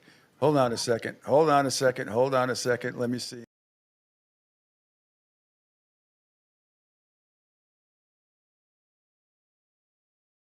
And there's me. Hang on. I don't know if it doesn't really matter if people can see me. You can hear me, Jay, right? Can you see me? Oh, yeah. Well, I can hear you. I can't see you. All right. Well, that's a problem. Okay, hang on a second. Try to figure this out here. You need the reverses. You're better looking than me, so flip it. There you go. No. Hang on. I'm trying to follow the instructions that he gave me. Let me see. Oh, there we go. See, I hit the wrong button. Now I can see. I see you. See, there you go. Okay. Now it's my own stupidity. I hit the bottom screen instead of the one on the left that Angel told me to do. So that's my fault. Anyway, welcome, Jay Flamley from Ann Arbor. How you doing? Pete, good to be on with you. You're in a weekend of mourning here after the hurricane, so No, I'm not mourning anything. They won the next 2 games. They got it. I feel like when people start talking about their schedule and give Indiana all the confidence in the world, it cracks me up. And Indiana is a sound football team. I don't begrudge where they are in the polls. I get it. They have the 103rd worst schedule in college football, but to beat Michigan. Got close at the end. That was something. They haven't beaten them in this century, it seems. So that was. So congratulations. Cincinnati to me is going to get Coach of the Year. I know people are pushing for Deion Sanders, but that guy's going to get Coach of the Year. They're good. And if you hear some noise in the background, I'm having some kitchen work done, so we might hear. Peanut Gallery just came in and shut the door. But Michigan aside and all that stuff, I wanted to get your thoughts. The big story of the last 48 hours really has been Micah Parsons. And I'm trying to think, Jay, you've been around the game a long time too. I'm trying to think, at least from an NFL standpoint. I know kids in college say stupid things sometimes and throw players and coaches under the bus occasionally.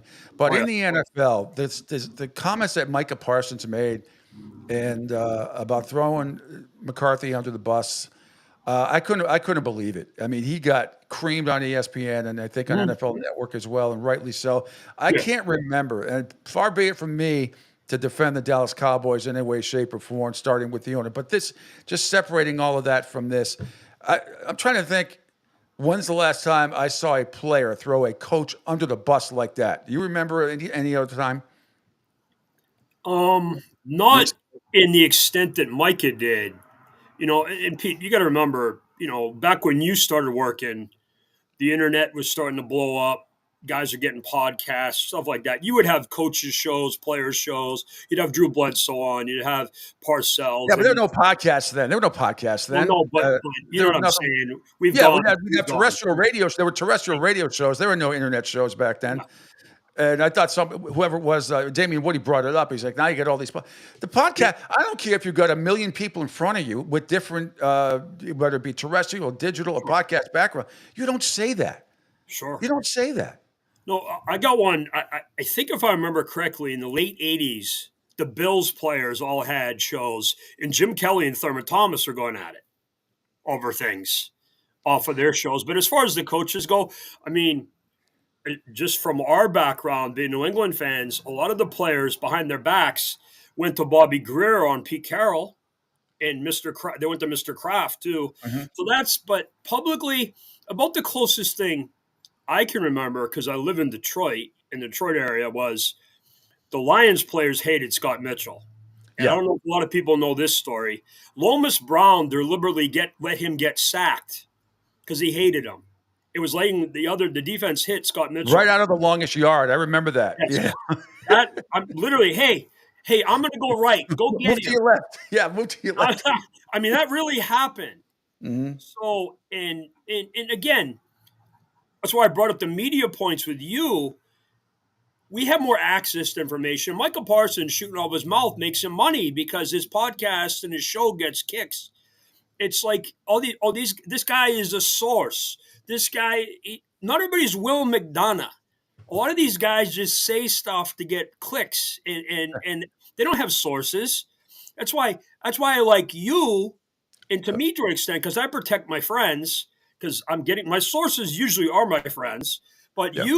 you go back to the good old days where the coach would tell you something off the record.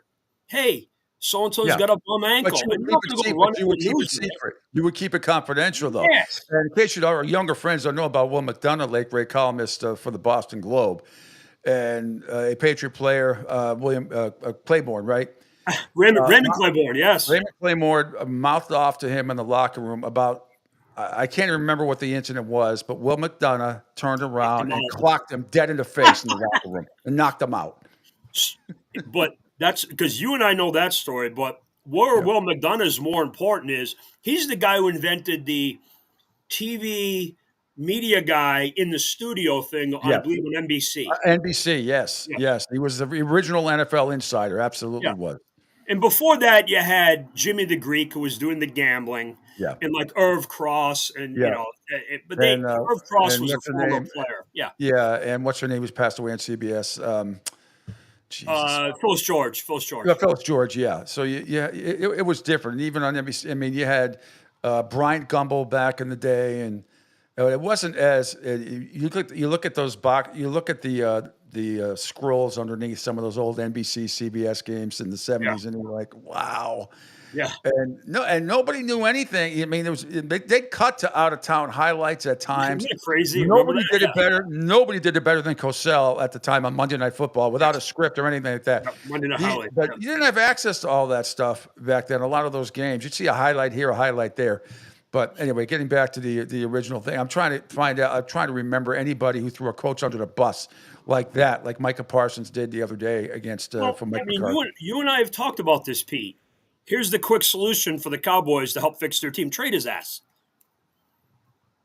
I mean, they're not going to be good for a while. Yeah. What good is? It's like the same thing with Max Crosby in Vegas. Yep. Why keep that player when your team's in a total rebuild mode? No, Max isn't being a dink about things like Parsons. And Parsons is also hurt, but Dak's out. They're going to get a better draft pick. So there you go. So one of my buddies is chiming in, David there. Yeah, it says Mike addressed the comments on his podcast yesterday.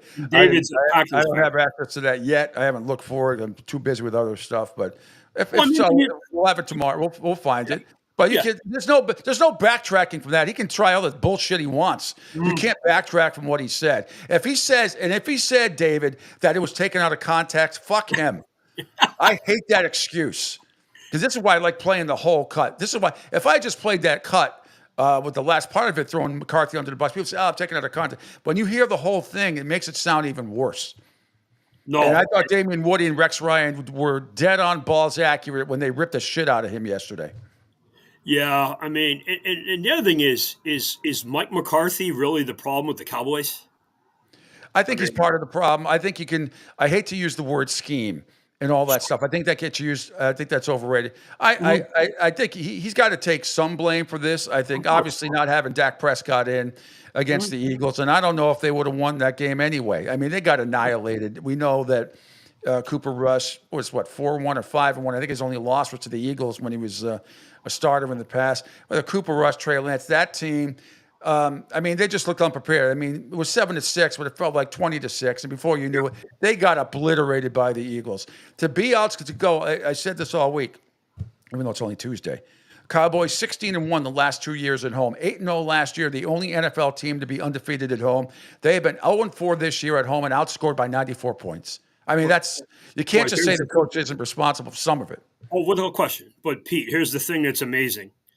They were undefeated at home in the regular season. Then Green Bay went in and auditioned them for a Annihilated prison them. sex movie, destroyed them. Yeah. Mm-hmm. I mean, just destroyed them. I mean, they beat them like what, 45-20. Yeah. It wasn't even that close. And it hasn't gotten it's continued just as bad this year. The Ravens was the only game that was semi-close. The rest of it, they've all been blowouts. Yeah, I mean, you and I talked about this back in August. The three teams with a lot of noise in the offseason were Dallas, Cincinnati, and the 49ers. We have a star player trying to beat up the kicker, which that's not good. I got to throw the Jets in there too. Well, but they're retired in that position. Yeah. They're like they're the McDonald's. We're making hamburgers. They're McDonald's. Yep. No, you're right. And so David, if that's David, the dad, that's father and son. His son pitches here from Michigan, one of my buddies. Mm-hmm. So, and he used to be at all places Notre Dame. So Notre Dame transfer portal. And if that's dad, his son at practice last week took a ball to his eye. And if you've seen it, Pete, it's on my Facebook. Awful, like shattered bones in his face. Oh, that sucks. And, orbital bone. And, I had the same thing from hockey, but I think he's going to be okay. But it looks, I mean, his face is purple. But great kid, and I sit with his dad and all the other parents at games. But he's a huge Packers fan, lives upstate here in Michigan. Go ahead. So I think when you look at the noise, Pigley, I think the Bengals are just been unlucky. Just the two Ravens games they've lost. I don't like Kyle Shanahan. You and I have talked about that. Yep. I think he's he's like offensive Buddy Ryan. He's not a head coach. Their special teams suck every week. It never changes. That's how they lost the Super Bowl last year with the silly blocking. Yeah, they're lucky they got that game winner from after the guy missed 3 field goals. Moody, right? Moody. He went to a good college, Pete. Be nice. That's right. Yeah, I'm sorry. One of my boys. And I think, honestly, he's hurt. I don't know why he was kicking if you watch the game. And obviously the Cowboys with all their dysfunction. And if you have a lot of contract disputes, say what you want about Bill Belichick. Very rarely did the Patriots have a contract situation going into the season. Usually if they did, they traded a guy, Logan Mankins, Deion Branch. Yeah, a year early as opposed to a year late. Yeah, absolutely. That's how they always handle it. Great point. But no, it's I don't like these noise teams. And, you're looking at all these dysfunctional teams. Obviously, Jacksonville is going to have a coaching change. The Bears could fire Eberflus today and nobody would be surprised. Like, they should have fired him yesterday, actually. And obviously, the Jets are a joke. The problem with the Bears and the Jets right now with the quarterbacks and Caleb Williams. I've said it I think we talked about this back in before draft. I can't get the image, and I refuse to get the image out of my head of him jumping into the stands and crying to mommy when UCLA beat USC. Not because he played well in that game, as he did all the game. Well, not his fault. Lincoln Riley can't coach defense. But I can't get that image out of my head, and I don't know if it's stuck with him with the Bears or whatever. But I never had high hopes for him, and I think he definitely needs. There's too much talent on that Bears team for him not to. He can't throw. His fundamentals are awful. He can't throw the ball away. You let the Patriots look like the 85 Bears on Sunday. 9 sacks. I mean, and seriously, 1 for 14 on third down. 1 for 14. I did not know that. 1 for 14? Yes, on third down.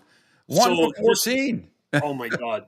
So just to give you a quick update, David just mentioned his son has 6 fractures in his face. Oh, God. Oh, hopefully, geez.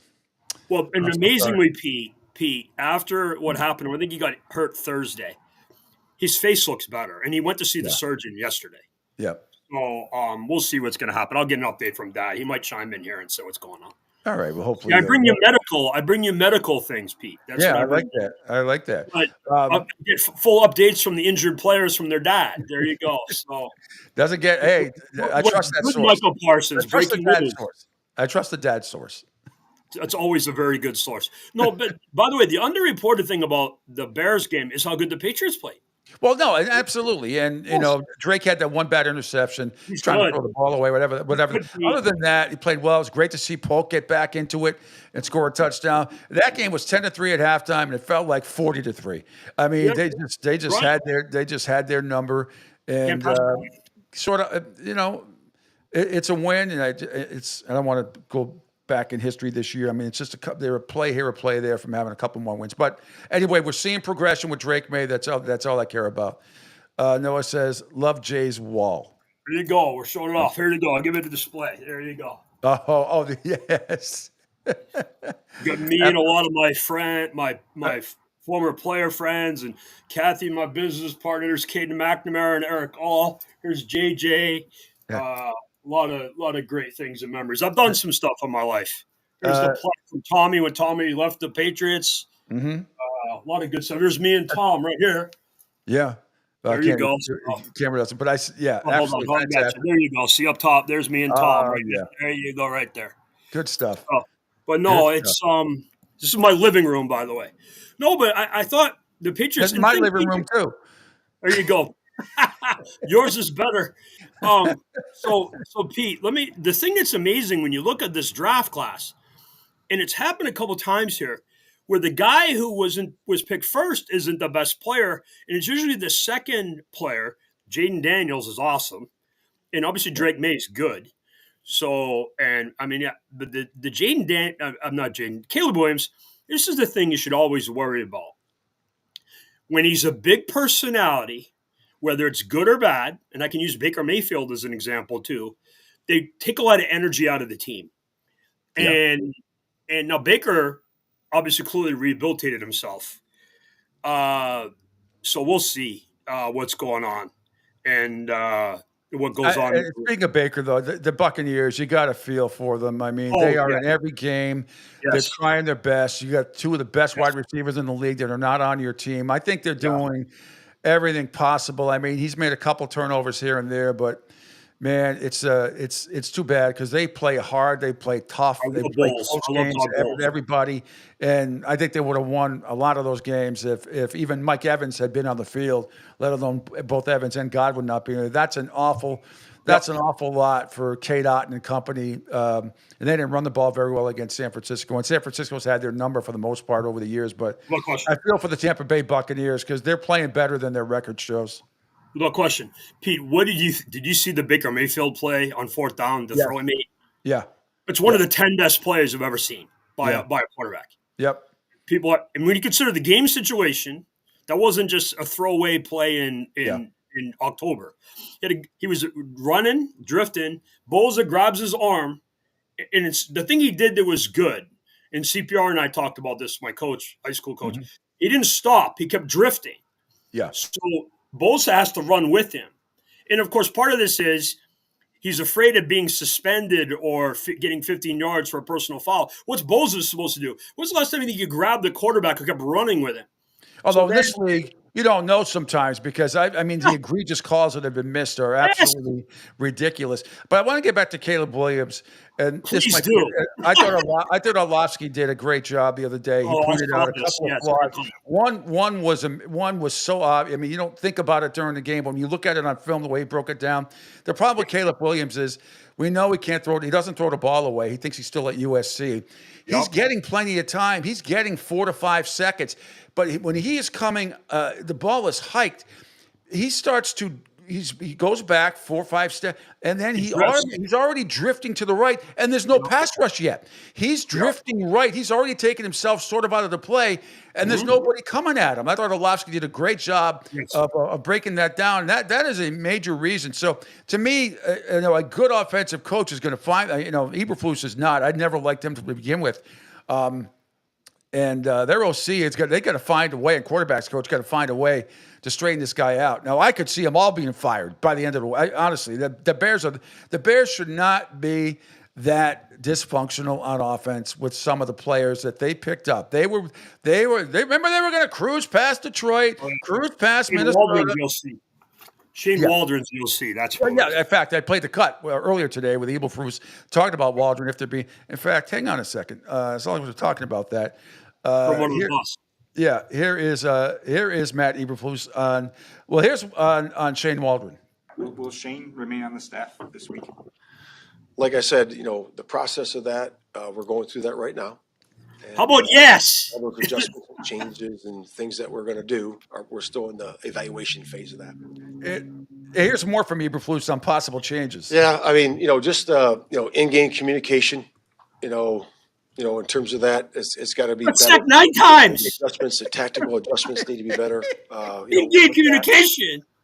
Block. On all sides. And everything's on the table. And it's important that we look at everything and we take the time to get that done. What is the process and the timeline for you of getting to the end of that?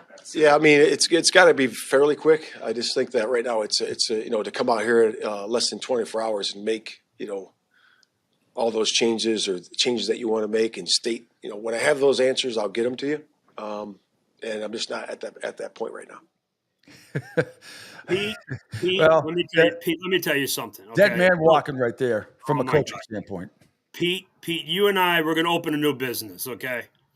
We're going to teach a media training class for coaches. And standard answers, but they all work because this was the genius of Belichick. It's in the best interest of the team. Answer things yes and no. Is this coach going to be your offensive coordinator? Yes. Best players play. Best players play. We've got to coach better. Injury report comes out on Wednesday. See? You just see? Very simple. Give him 7 lines. Pick it. Nothing else. That guy just dug. That was a shit salad what he just did. Yeah. I mean, what was that? Yeah, it was almost Mike McDaniel. Give me your offensive coordinator. Answer the effing question. You're in charge. You're the head coach. Alexander Haig, I'm in charge. Okay. Bad analogy there. Unfortunately, was telling the truth at the time, but you can't exactly. You can't say that. Well, but here's the other thing, by the way, Pete, and you brought up the Buccaneers. I wanted to bring this up. Yep. Because I love Coach Bowles, and obviously I have ties to that team with Tommy playing there. Look at the rest of their schedule, because I just did this. Yeah. Because they're on the bye week this week. Listen to this: at the Giants, at Carolina, win should be Vegas. That could be a win. At Chargers. Yeah, tough one there. At Dallas, vacation. Yeah, at Dallas is a 30-point win, so mark that down. By then, Jerry Jones might be the coach. then Carolina, and then New Orleans. The Bucs will come back and make the playoffs. Watch. Yeah, I hope. And I don't know if there's any hope. Evans will be back. Evans should be back in a couple of weeks, if not next week. No, he was on the sideline, but was he moving around? I saw during the game he was on the sideline. Yeah. Jay Flanley joining us from Beeves World up in Ann Arbor. Okay, another one of your best friends, Connor Stallions. Don't reach through the TV and punch me in the face. But Connor Stallions. I knew this was coming. I knew this was coming. Well, I mean, look. This is, and the story is not old, and this has nothing to do with Michigan, sort of, but it has to do with the Chippewas. Jim McElwain, who used to coach down here in Florida. And he talked about he is now the head coach and has been there for a few years now with Central Michigan. He's the subject of an ongoing NCAA investigation involving Connor Stallion's appearance on the Chippewas sideline last fall. It's according to CBS. The NCAA is seeking to determine if McElwain had a role in allowing Stallions on the sideline of the Chippewas season opener against Michigan State. Stallions is also at the center of the ongoing separate NCAA investigation of Michigan. McElwain, who was the one-time receivers coach for the Wolverines back in 2018, has stated in the past he had no knowledge that Stallions was at the game in question. He said, "We were totally unaware of it. If the NCAA finds McElwain was involved in allowing Stallions on the sideline, however, the result could be some major violations. A person that appeared to be disguised at the Michigan State game resembled Stallions. The former Michigan staffer has told the NCAA and CBS Sports he didn't recollect being at the game." What I don't understand is, look, this has been an ongoing story for 6 months now. And all of a sudden, like ESPN, I don't think even had it on their site today, but CBS Sports Line is the number one story up there. So, Do you know why this is breaking ongoing? We knew this was ongoing with Central Michigan and Jim McElwain. So I don't know why this has come to fruition again all of a sudden here. I do. Something big is about to happen. Go ahead, explain me. And Penguin AZ says good morning. So yes, I want to get your thoughts, and I know you're closer to the situation. Well, unfortunately, I'm close to the situation because it involves Michigan. Connor Stallions has a new job. He's a the high school offensive coordinator, play caller for the number one recruit in the country, quarterback in the country. He's supposedly going to LSU and deciding between Michigan and LSU right now. I forget the kid's name. He just visited LSU over the weekend. And where's he coaching? Because he was coaching high school. That failed. He's now the offensive coordinator at this kid's high school. He was the head coach, interim head coach. I gotta look it up. Yeah, he lost the first game, 64-0 or whatever it was. Remember? I mean, he's arguing with the referees. Amazing. You don't know the other team's plays. What happens? But no, the number one quarterback in the country.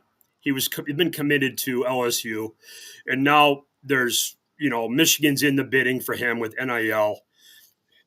And of course, he was at the LSU Alabama game over the weekend, and they got their asses kicked. So that helps us. So he's now apparently the new offensive coordinator at this high school.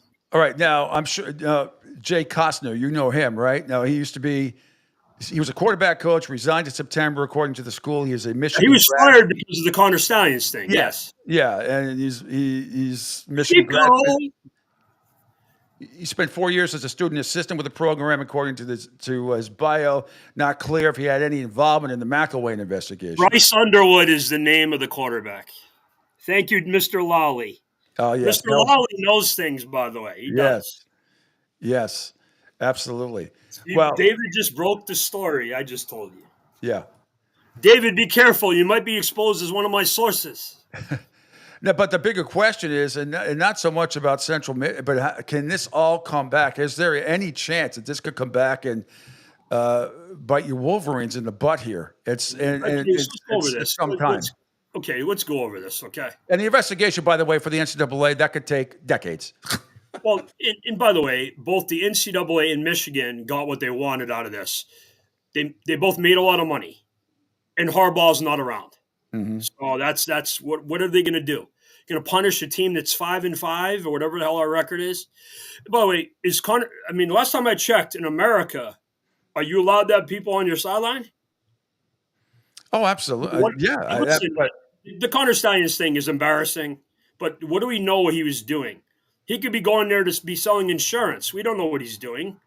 I mean, it's the whole thing is stupid. All circumstantial evidence, but there are certain videos that it doesn't look good. Without question. But hey, you know what, Pete? I could show up at the Lions game on Sunday and go sit on the Jaguars sign and say, hey, they're going to run David Montgomery over the right guard. And guess what? The Jaguars have to stop the play. Here's the thing. It's not about sitting in the stands for me. It's a couple times where he had press credentials on the. How do you get that? Where is the SID? How do you not triple check all of that stuff? That's what gets me. That's to me the shady part of it. How did he get the press credentials for the other sideline? Based on what? Who did he say he was working with? Who did he lie to? He had to have fake credentials for something. Because you can't just, it's D1 big-time football. You don't just call up the SID and say, hey, I'd like to cover the game. They check your background thoroughly, usually. So that's the part that I think is intriguing to me. How did he get press passes for all these, for a few of the opposing team's sideline? That's what I'd like to know. I plead the fifth, Pete. Well, I have an idea of how it works. You have to have fake. You have to somehow know somebody who knows somebody who may know somebody, or you come up with fake credentials. Maybe the SID doesn't know any better. Maybe even used a fake name. Who the hell knows? But there's a lot. That's the only part of the story that intrigues me. That's the only part of the story that intrigues me. No, it's. I've spent way too much time talking about Connor Stallions in my life. I mean, and this thing that pisses me off. It devalues our players and our team from last year because he wasn't around last year. Yeah, and we beat Michigan State 49-0, and then they started start fights, and they do what Sparty does, which is take an ass whip and cry and bitch and start fights. David's got some updates on the comments. Have you seen about the Underwood thing? If you see it. That's Mr. Lawley. What did you say? Where Stallion shows up next year? Oh yeah. Yes. So let's break down code. What Mr. Lawley is saying, there might be a package deal with Mr. Underwood. And Cowboys. He's going to coach the Cowboys next year, not only in Oklahoma State, which is also a possibility if Gundy gets fired and keeps losing the way he is. But anyway, By the way, the Florida State guy. You want to talk about? Oh, there's one we had to talk about throwing guys under the bus. The Florida State coach, Pete. What was that? He fired the two coordinators and the wide receiver coach. Yeah. Who's left? Yeah, You and I are the coaches. What's up? Well, you can't fire Norvell. It's Well, you so got a funny. big extension, right, to 2031? There is a where I am in Fort Myers, Jay. Yeah. I love this. There's a Let's hear this. wonderful young lady. No, she's probably a little younger than me. She's married. Her name's Lisa. She works up at Publix. She's fantastic. I've known her now for a couple of years, and she's a big college football fan. Unfortunately, Publix? because I go in there a lot with my Miami gear on from time to time, a hat or a shirt or whatever, and she went to Florida State. She's a huge Florida State person. Okay. So every couple times, once a week, I probably see her. She asks me the same question all the time. We're not going to fire my coach. Are they going to fire me? I said, Lisa, I don't think they can afford to. Not another one. Not like Jimbo. I said, it's only so many tens of millions of dollars you can pay out. So that's going to be that. I said, I think your coach. Each school. Yeah. Yeah. He just got an extension to 2031, I read. That's why you can't fire him. They're going to give him at least one more year. At least one more year. Now, the other part down the road to Gainesville, then you see on Friday, I think you guys probably talked about it on your show, happened after my show. The AD Strickland gives Billy Napier, full confidence. And then what's his contract situation, Pete? Because they actually haven't been that bad, and they've had a lot of injury. they play big at annihilate. I had a feeling they would get crushed in Texas. And Jay, I only have a couple more minutes here because I have Mike Petralli. DJ got hurt, so they don't have a quarterback. But I thought, for after all that, vote of confidence, you go into Texas and you get annihilated. Man, talk about irony. Fire the cannons. Yeah, fire him too. What's his contract situation, Napier? It's also under a lot of money. I think if enough boosters get behind it, that they could let him go. But again, I don't see it. I think they're going to give him another year. I think because Hurts getting hurt and Lagway and everything else, and a couple of other injuries. I think he's going to. I think both coaches get at least another year. So. Okay, so speaking of somebody who's going to get fired, how's Brian Kelly doing? Well, I'll give him credit for one thing. He goes on with Feinbaum every single week at 3:15, 3:30. So it's just he was 15-0 at home at night, yada, yada, yada. And I really thought that was a game they had a chance to win. They got clobbered. They got clobbered in that game. Georgia got clobbered at Mississippi. And the polls come out tonight, I think at 8 or 9 o'clock, the new college football playoff rankings. But Jay, I got to take a break real quick. But hey, Clayton, closing thoughts? No, as I said to you, because I texted you to make sure you were alive after the Canes lost. Yeah, I mean that's no, just make the 12-team playoff. Yeah, and preferably be in the top 4 or be 5, and things happen. I hate to do this to my Michigan fan friends. Look at TCU. Yeah. I can't believe I just said that. But things happen. Things happen. Steins did a really good job on that game, apparently. But you have to just make the playoffs, make the tournament. Things happen. It's a new setup. We don't know how it's going to react. And obviously, I think you'll have a home field game. So look, Miami's going to win out. They're going to beat Wake, and I think the more difficult game would be at Syracuse. But I think they win out, and then they'll play in the ACC championship against either SMU or Clemson. I'm rooting for BC like hell this week. BC's they've been playing well. It was funny. They benched the quarterback and they went power heavy with the run, and that was interesting. Billy O'Brien's coaching his ass off, Pete. We're proud of him. He is. All right, Jay. All the best. Your show again tomorrow, right? You got another show coming up tomorrow on the Coastal Sports Network. 6 to 7-ish, probably. 6 to 7-ish. All right, Jay Flannery, you're the man. All the best. Pete, buddy. Thanks for the birthday wish. You appreciate it, buddy. Oh yeah, happy birthday, and say hi to Connor Stallions for me if you bump into him. All right. Jesus Christ, no. Thank you. All right, it is the Pete Sheppard Show here on the Coastal Sports Network. Quick break, and then from the Queen City in Cincinnati, my buddy Mike Petraglia is next here on the Coastal Sports Network. Hey, everybody, it's Pete Sheppard from the Coastal Sports Network. Want to tell you about my good friend Lou DiMuzio and his company. Lou is the president and founder of Ace Technology Advisors. They're big-time tech specialists.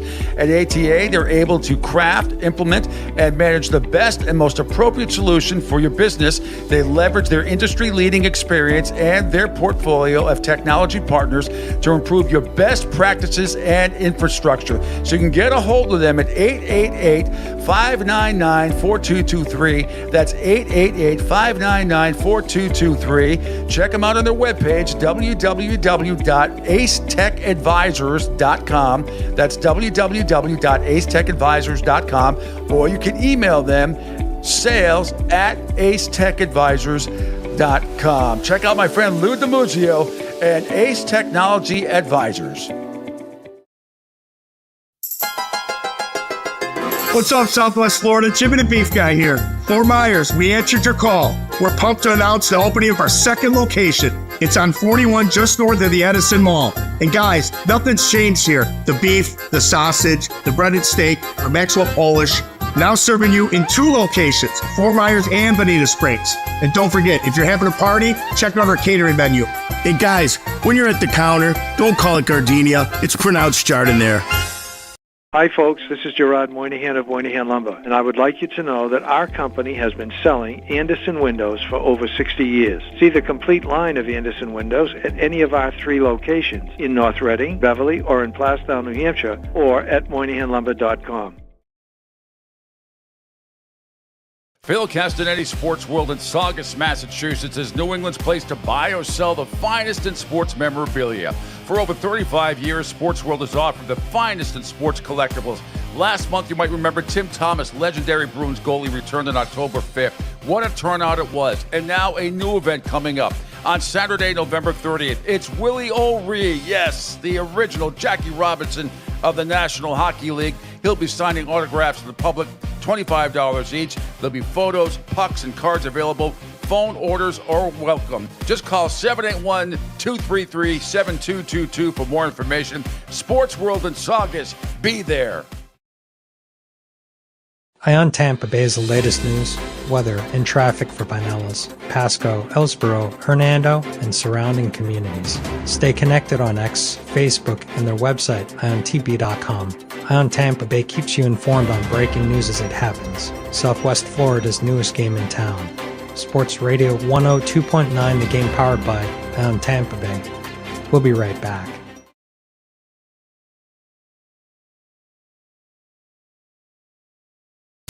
You're listening to The Pete Sheppard Show.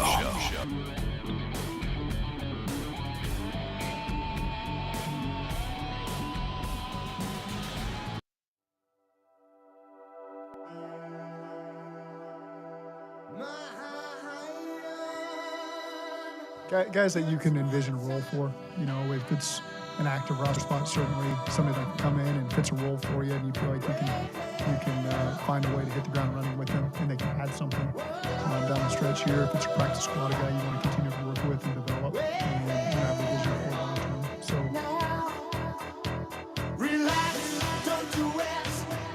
Hi, that's Zach Taylor. Welcome back to the Pete Sheppard Show. I was head coach of the Cincinnati Bengals. Want to check in with Mike Petraglia in just a little bit. And once again, I'm having trouble transitioning the screen. Let me see what has happened here. What did I do? Did I hit the wrong button? Let me try this first. Try that. Go to.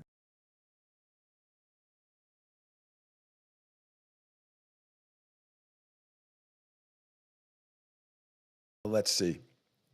Did that work? No, that did not work. As J. Oh, do I have to exit out of J? Is that what I have to do? I exited out of J.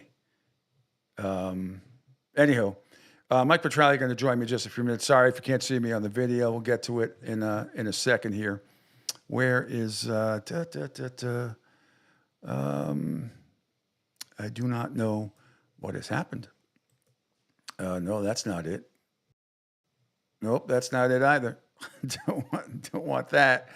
Let's see. Is this going to be it? When Mike Petraglia pops on? Yes, it will be. So there you are. At least you can see me. And Track should be on any second here, who covers the Cincinnati Bengals, along with all things in the greater Cincinnati area. And you can hear him on several podcasts, on Jungle Roar podcast, on CLNS Media, columnist for the Bengals, the Reds, University of Cincinnati, Xavier, UD Cincy, born and raised all about Cincinnati, but certainly he spent a lot of time here in the New England area, covering the Patriots, Red Sox, Bruins, and Celtics as well. And while we're waiting for Mike to come on, little NBA stuff from last night, in case you missed it. A couple of games.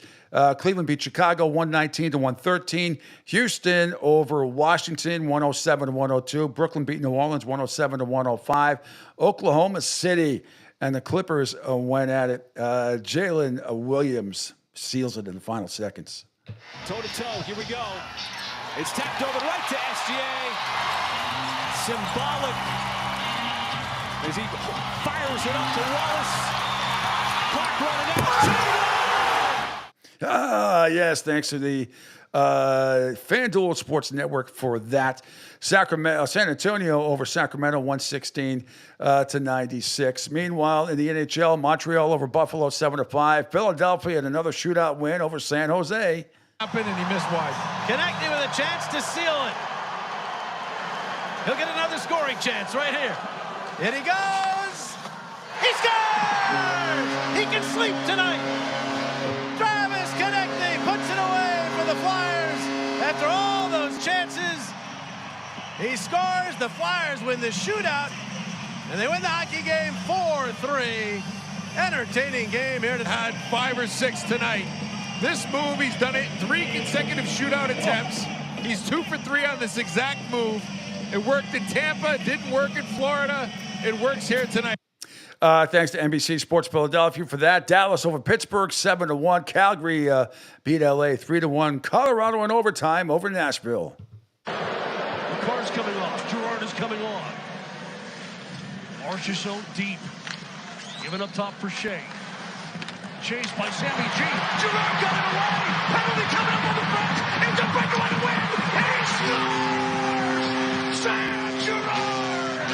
His first goal of the season. The game-winning goal in OT. And the Avs knocked off the Preds by a final score of 3-2. Hounding at the blue line. And off to the races. Against a team that drafted him. He comes in and goes just far over the blocker side. The placement bananas. Look how pump Sam Girard, his first goal of the season. He came in on a mission. There was no way he was going to miss this. Watch the action in the stick. 2 hits. Boom! That's one of the hardest twisters I've seen. What a thrilling finish to this game. Slap me on the tail and call me Judy. What a finish. Oh, what a shot. Slap me on the tail and call me Judy? Have I not heard that before? I don't think I have. That's kind of new. Thanks to the Altitude TV network for that. Carolina also beat Vegas by a score of 5-2. And again, waiting for Mike Petraglia to come on. Hopefully, he'll be joining us. As you can see him there, his picture anyway, that beautiful mug of his, covers the Cincinnati Bengals. And we'll find out if they're still in this thing. They're still in the playoff hunt. They would not be in the playoffs if the playoffs started today, as we told you about.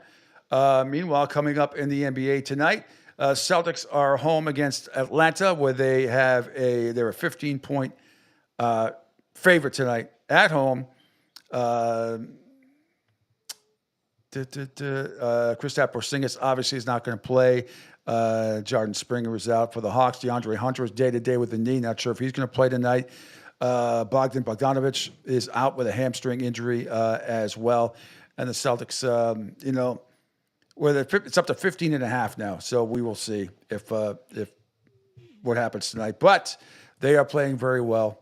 Obviously, the defending world champs playing excellent basketball to start the season. The only couple of blemishes. One was against Indiana about 10 days ago, and when they blew the Celtics were down by 24, came back and nearly pulled it out, had the lead, and then they Lost to Golden State at home last week, which was unfortunate, but you tip your cap to the Warriors, are also playing some very good basketball. The Bruins are in action tonight. They are on the road against the St. Louis Blues in a non-conference matchup there. St. Louis 4-4 at home, 7-8 record overall. The Blues are 6-1 in games where they score 3 or more goals. The Bruins are 2-4-1 on the road, 7-2 overall. They've gone 3-6-2 when they commit more penalties than their opponent. Tuesday's game is the first time these two teams square off this season. Jordan Cryo had 5 goals and 8 assists for the Blues this year. Matthew Kessler scored goals over the last 10 games. David Pasternak has 6 goals and 8 assists for the Bees. Mason Lohrei has over the last 10 games.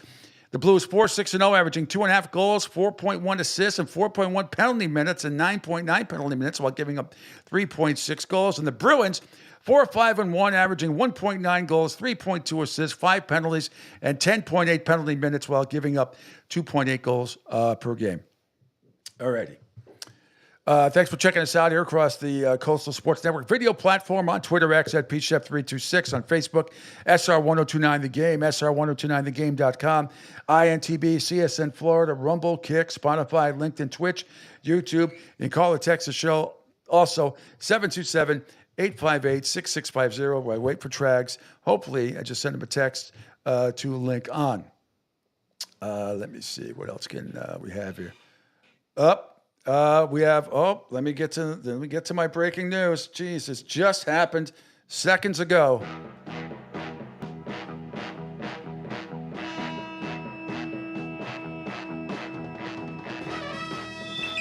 The Chicago Bears, 2 minutes ago. We were just talking with Jay Flannery about this, and one of his friends, David Lally.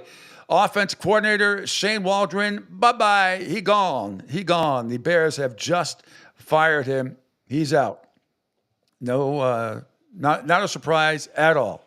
Wish it would happen 2 minutes ago while I was talking to Jay. That would have been the irony of all ironies, right? Gary says, your selection of guests are second to none. Well, thank you. Try to be informed and entertained, and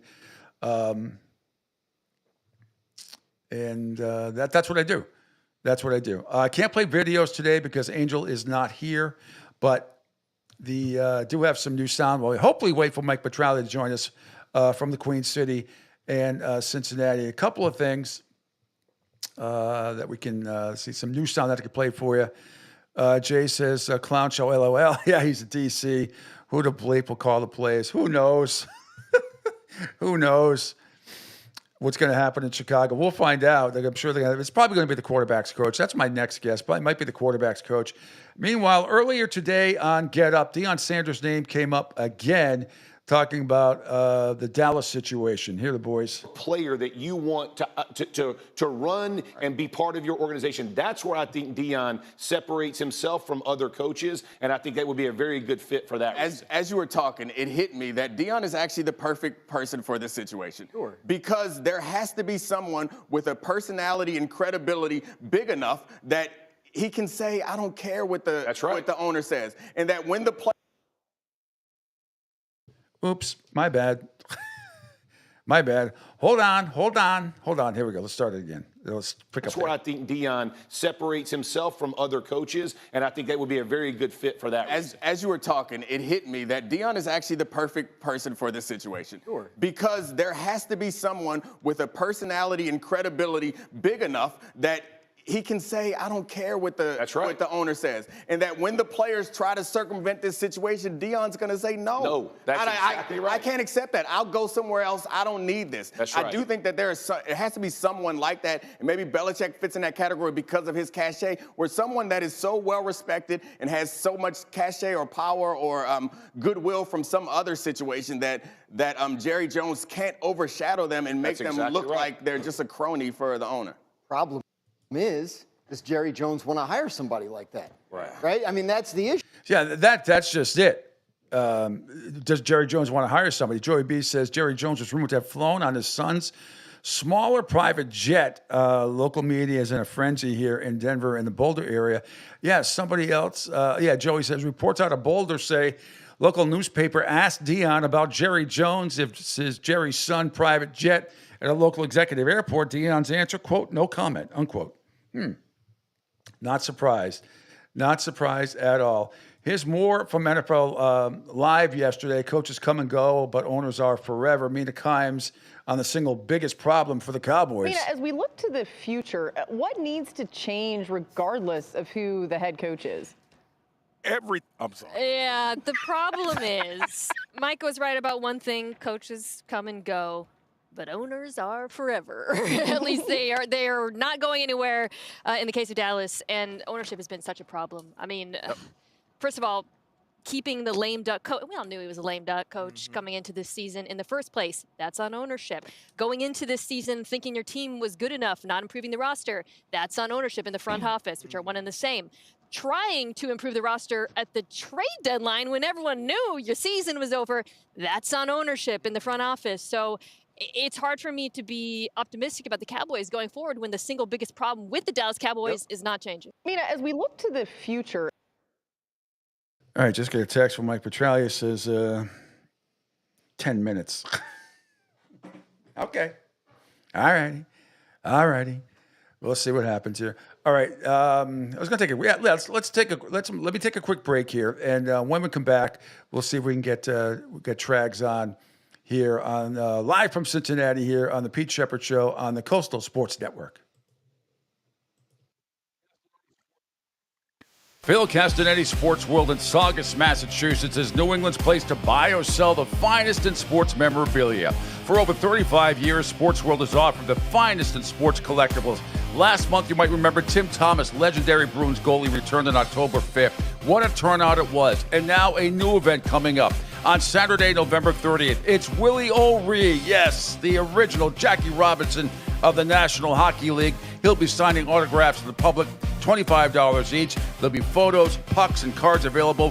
Phone orders are welcome. Just call 781-233-7222 for more information. Sports World in Saugus. Be there. What's up, Southwest Florida? Chicken and Beef Guy here. Fort Myers, we answered your call. We're pumped to announce the opening of our second location. It's on 41 just north of the Edison Mall. And guys, nothing's changed here. The beef, the sausage, the breaded steak, our Maxwell Polish. Now serving you in 2 locations, Fort Myers and Bonita Springs. And don't forget, if you're having a party, check out our catering menu. And guys, when you're at the counter, don't call it Gardenia. It's pronounced Chardonnay.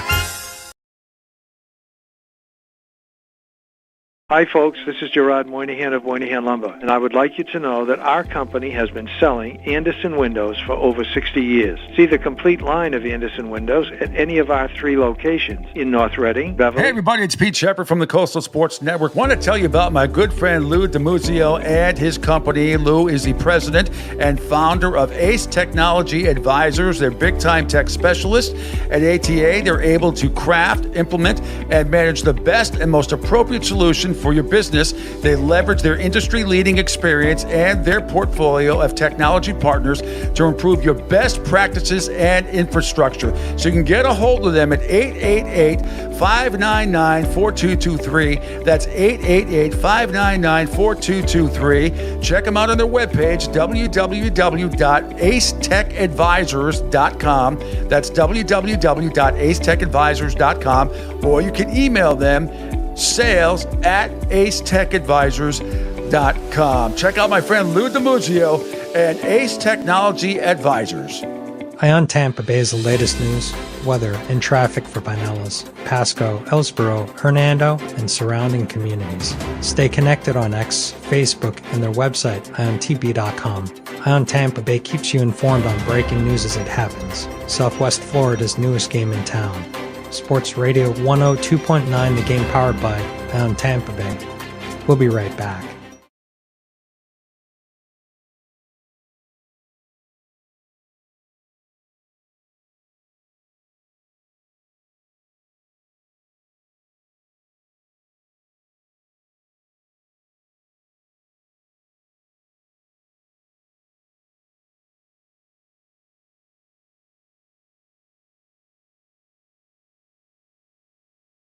From Mike Petralia, I am going to cry.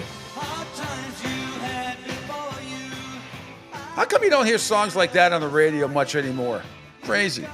Anyway, final segment of the Pete Sheppard Show. Mike Petraglia is supposed to join us momentarily from Cincinnati. Thanks for following us on the video platform here on the Coastal Sports Network, on Twitter X at PShep326, on Facebook SR1029 The Game, SR1029thegame.com, INTB, CSN Florida, Rumble, Kick, Spotify, LinkedIn, Twitch, YouTube. Call or text 727-858-6650. Again, the Chicago Bears, a few minutes ago, fired offensive coordinator Shane Waldron. No surprise there. Bears offense, as you know by now, I brought it up yesterday, has gone 23 consecutive possessions without scoring a touchdown. Their 277.7 yards per game ranks as the third worst in the NFL. So there you have that.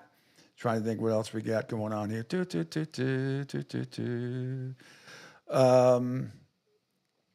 There are people out there who think Red Sox fans and people are stupid. People are reporting the Red Sox are among the teams planning a trip to Southern California to meet with Juan Soto, according to John Heyman, who calls them legit Soto players. And I don't believe it at all. Absolutely don't believe it at all. All right, here's another one from Pat McAfee's show yesterday. Bill Belichick making fun of owner questions is absolutely classic. Here you go. That can't be happening.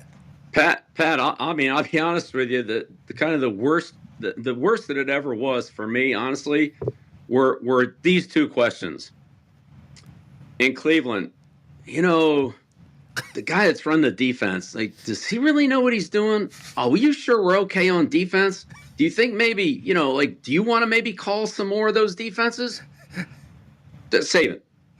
Right, just save the defense coordinator.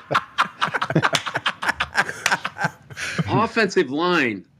I know we're not the most talented offensive line, but what about the coaching? Like, are we okay on the coaching up there? I feel like we can maybe get a little more out of these guys with the coaching. Now, that's Kirk Ferentz and Pat Hill. No, the problem is not the coaching. This is absolutely classic stuff. Okay, now I just got this. I wish I could play the video, but I'm playing the audio as hopefully for Mike Petraglia to join me.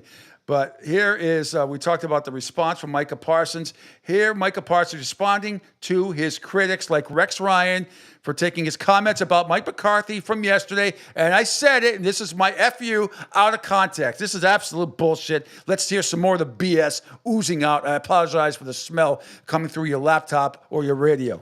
And at the end, a guy like Woody, right, a former player, he's a Super Bowl champ, he should know the significance of one, throwing out someone's injury. Like, I wanted to get injured.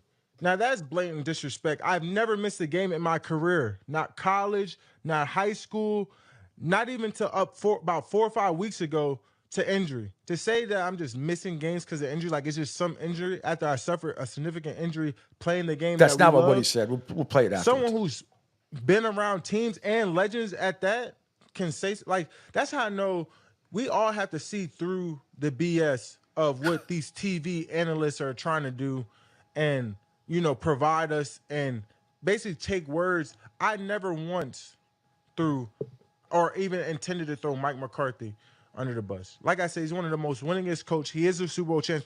I never once brung up his past. And the question that was asked was about here in the Dallas Cowboys, did I see Mike McCarthy in our future? And I said, that's above my pay grade. So never once did I ever That's not all you intended or wanted to reflect. That's out of context, Micah. I always knew it was a good one. I've always had a great relationship with Mike McCarthy, and I never even put that in question. And for a guy like Rex Ryan, I just know he wanted to coach the Cowboys. Like, I'm perfectly happy that we have Zimmerman, because if we have a guy that's willing to go on TV and provide this type of nonsense, imagine what he could do to a locker room. Like, that's just honestly just outrageous to me at the end of the day. Like I said, man, when you play football, all coaching aside, and you can look at college, you can look at even the pros, coaches are, their careers are way longer. They can decide to take a better job. They can move on. You kind of see that a lot from DCs, OCs. head coaching positions, sometimes better job openings just open up. And you truly never know. You never know how the dice is going to roll with coaches.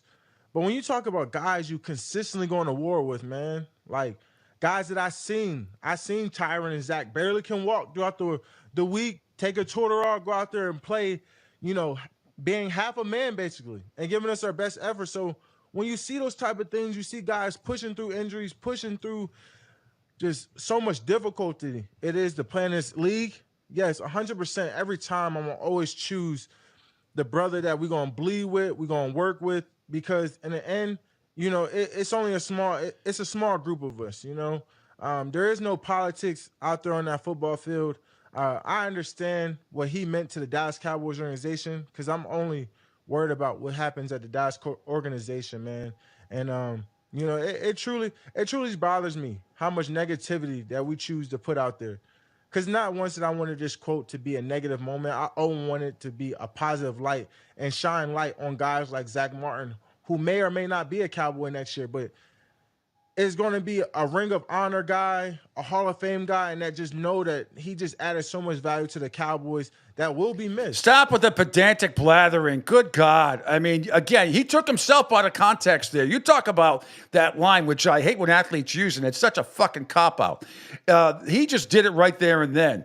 And then he said, after for a guy like Rex Ryan, I know he wanted to coach the Cowboys. Like, I'm perfectly happy we have Mike Sherman. That doesn't take away, Micah. You can spout all that bullshit. But here it is, again, I'm going to play you what he actually said on Sunday. Mike's on the final year of his contract, so outside there's, of course, going to be questions. What's the sentiment inside the locker room, and what do you tell people who are wondering about whether McCarthy will be your coach next year? That's above my pay grade about if Mike is coaching again next year.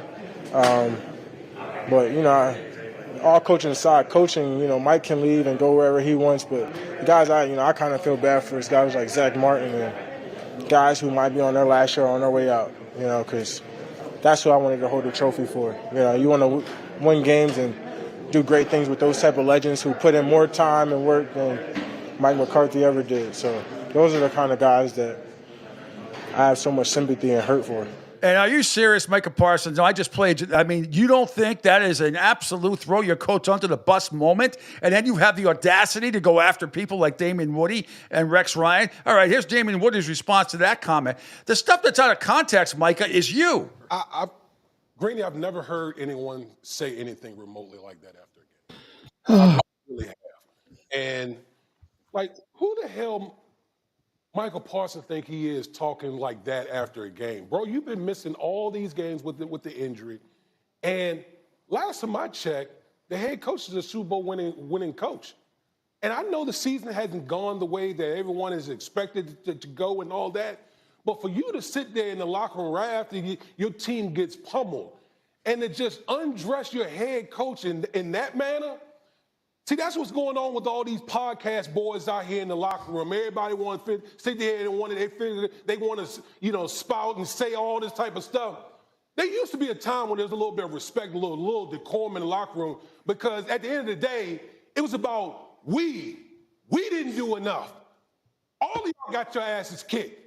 Okay, and you're going to go out here and talk about your head coach, basically your head coach not working, not doing anything to try to prepare the team? I just think it's a bunch of BS, man. Yeah. I really do. We can sit here and laugh and all that type of stuff and be here in shock, but that's disrespectful what Michael Parsons did to Mike McCarthy in that situation, because I know, again, it's not the results that Mike McCarthy wants, but I know that man is busting his ass every single day to try to go out there and get a win, and to hear one of your star players come out there and say that. Yeah. Come on, man. I can't ride with that. Yeah, and Mike, hang on 1 second, Trags, because I do also want to play. This is a shortcut. Rex Ryan's response as well. And again, I played these cuts earlier. I just got the Micah Parsons bullshit response and ripping Woody and Rex Ryan. Here's Rex's response. That. Mike McCarthy, no coach deserves that, because the hours, trust me, my friend, the hours this guy's putting in, no player is putting in the work that a head coach is, I can assure you. And look, you can have some private issue, all right? Go to the owner, go to whoever, go to Mike McCarthy. But why the hell do you think you need to say that why do you need to hurt this man? Who do you think gets blamed for everything? He gets it anyway. And so why are you piling on? All right? Yeah, dead man walking. Yeah, he is. But you know what? He's professional as hell. He hadn't once blamed a damn player, ever. It's bullshit. Yeah. And I'm glad you said that, and I'm not the least bit uncomfortable with you using that word, because that is exactly what it actually is. And Dan, you were making the comment a moment. Well, thank God for that, Mike Petralia. Thank God that Mike Bloomberg is not irritated by bullshit. Thank God. Well, I'll tell you, and certainly Mike has seen his fair share of bad football, being the lifelong Jet fan that he is, and he's beautiful. He is, a Jets apologist, of course, but good for Greeny there to commend, obviously, Rex Ryan for calling out Micah Parsons. Look, I could go on and on and on about what the problem is in Dallas. You and I both knew, watching the playoff game last year against the Packers, they were unprepared, whether that's on the coaching staff, whether that's on the players, or more accurately, a combination thereof. Mike McCarthy should not have been brought back by Jerry Jones. The reason Bill Belichick isn't in that position is because Bill knows full well it'd be too much Jerry. Jerry would want the control. He would want to command Belichick to do A, B, and C. And Belichick's like, no, I'm, 71, 72 years old at the time. I've won 8 Super Bowls. I'm not going to be told what to do. So that's why my understanding why Bill didn't land in Dallas. But do you think there's still his name is still bantied about now, and Deion Sanders, which this story is nothing new either, because his name was bantied about too a couple of months ago. But I mean, there are still people out there that are convinced that if Jerry come a calling to Bill Belichick, that he's going to take the job. And I agree with you, Trags, that I don't know. I know he really wanted the Atlanta job, and he feels he got screwed over with that for whatever. Okay. Now we see, by the way, Pete. Yeah. Now we see why he wanted the Atlanta job. Yeah.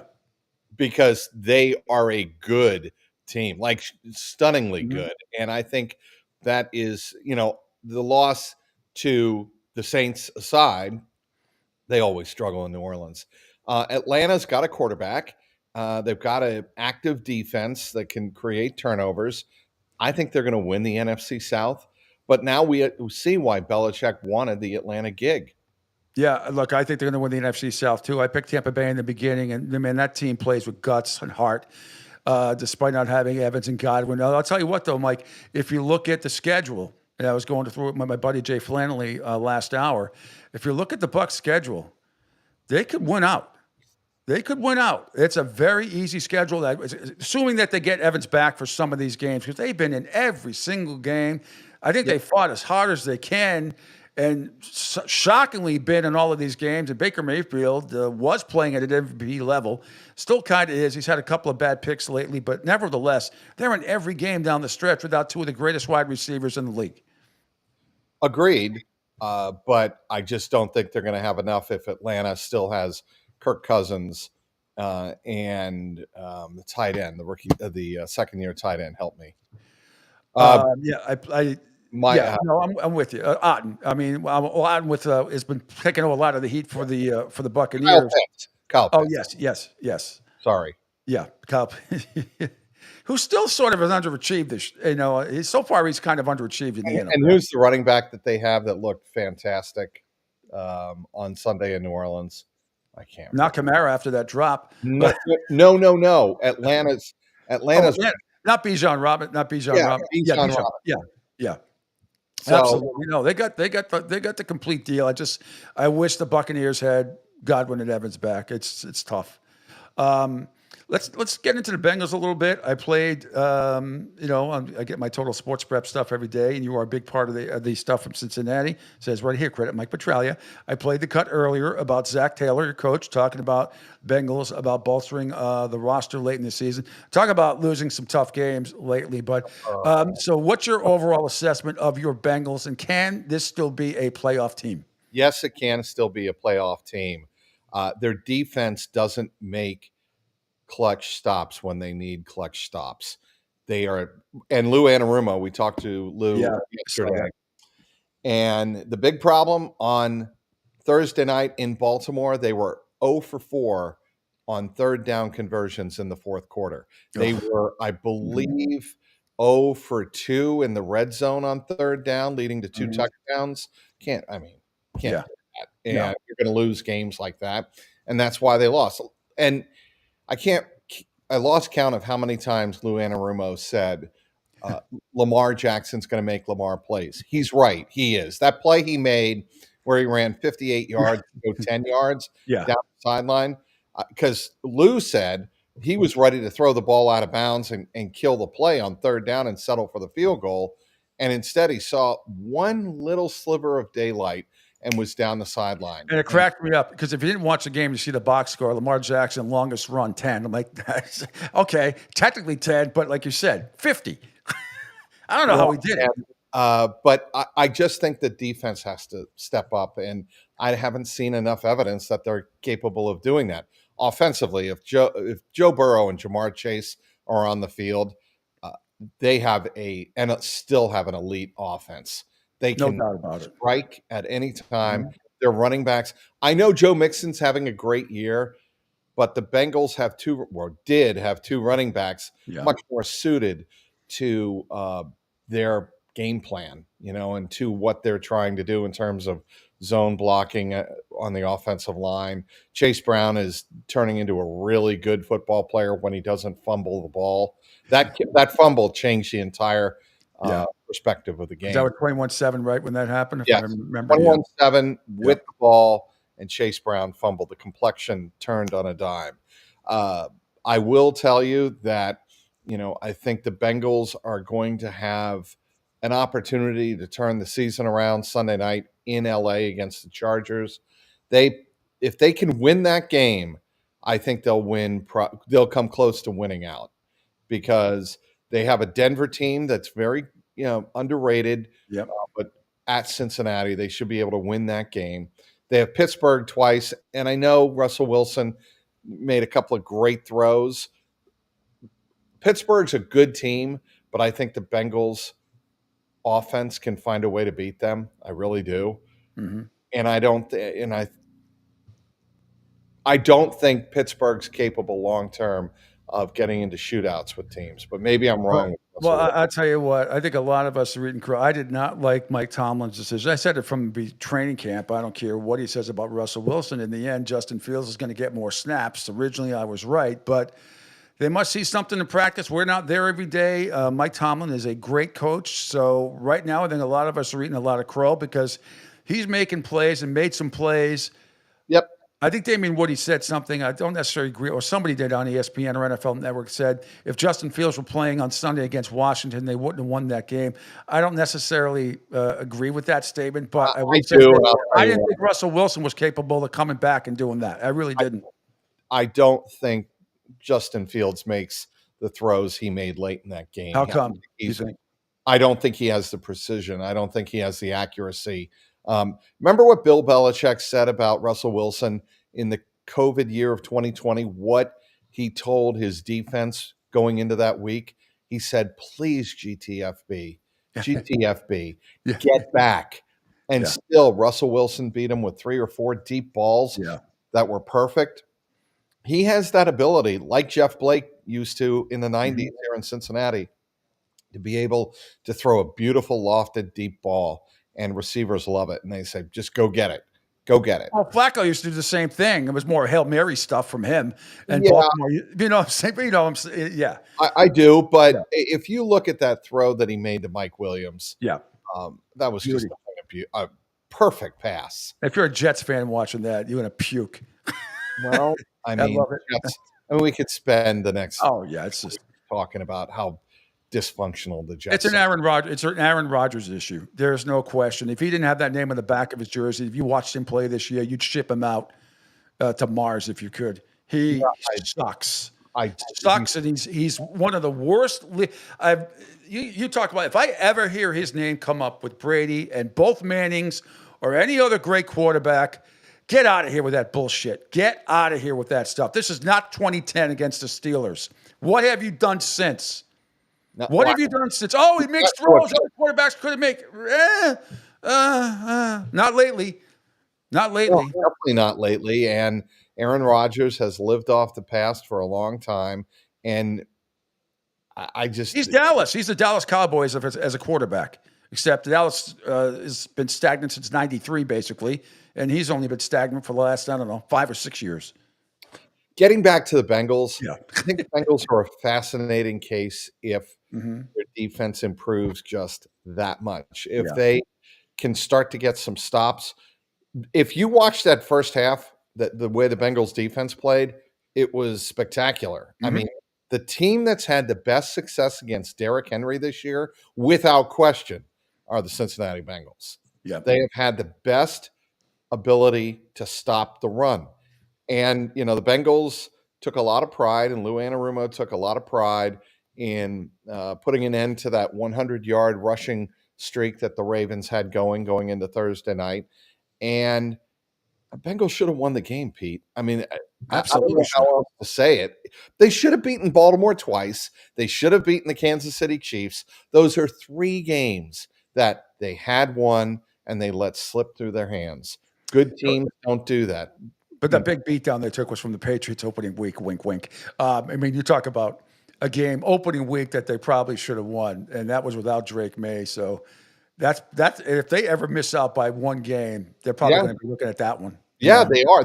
I said that when they Mhm. lost the game. I said that when they lost to the Patriots opening day at home. I'm like, watch. 5 months later, 4 months later, that's going to be the game that keeps them out. But what's amazing, Micah? They brought this stat up. You may not have seen it when I was watching the Patriots on Sunday. With Drake May at the helm, they have been the number 1 red zone offense in the NFL. About when they threw the game against the Bears. Can you? I was mind blown. I'm like, number 1 offense in the red zone. You know why that is? I'm like, wow. You know why that is? Because Drake May can extend plays. Absolutely. And one thing that a lot of people around Joe Burrow this season have noted is the reason the Bengals are so good in the red zone lately this year is because Joe Burrow has found ways to extend plays. And when you can extend plays, keep your eyes upfield into the end zone, somebody's going to break open. And Burrow has the ability and the accuracy and the skill to get the ball on a rope to that receiver. That's what Drake May's doing. Well, and maybe not on a rope. The pass to Ramondre Stevenson was pretty hilarious at the end of the Titans game. But 11.8 seconds? Are you kidding me? I'm not sure Brady would have done that. I mean, scrambled No. and to find him, I mean, he was the only one remotely with a shot. And hey, it is what it is. And too bad they lost in overtime. I mean, Matt, you talk about your team.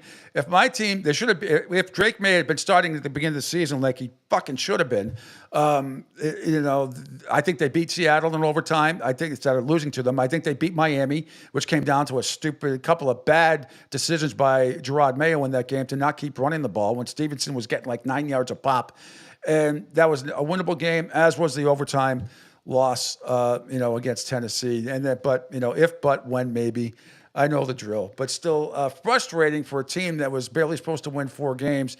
And there's 3 right there that I think that were absolutely winnable, but we digress. The thing is, they're making progress with Drake May. That's what I'm happy about. Yeah.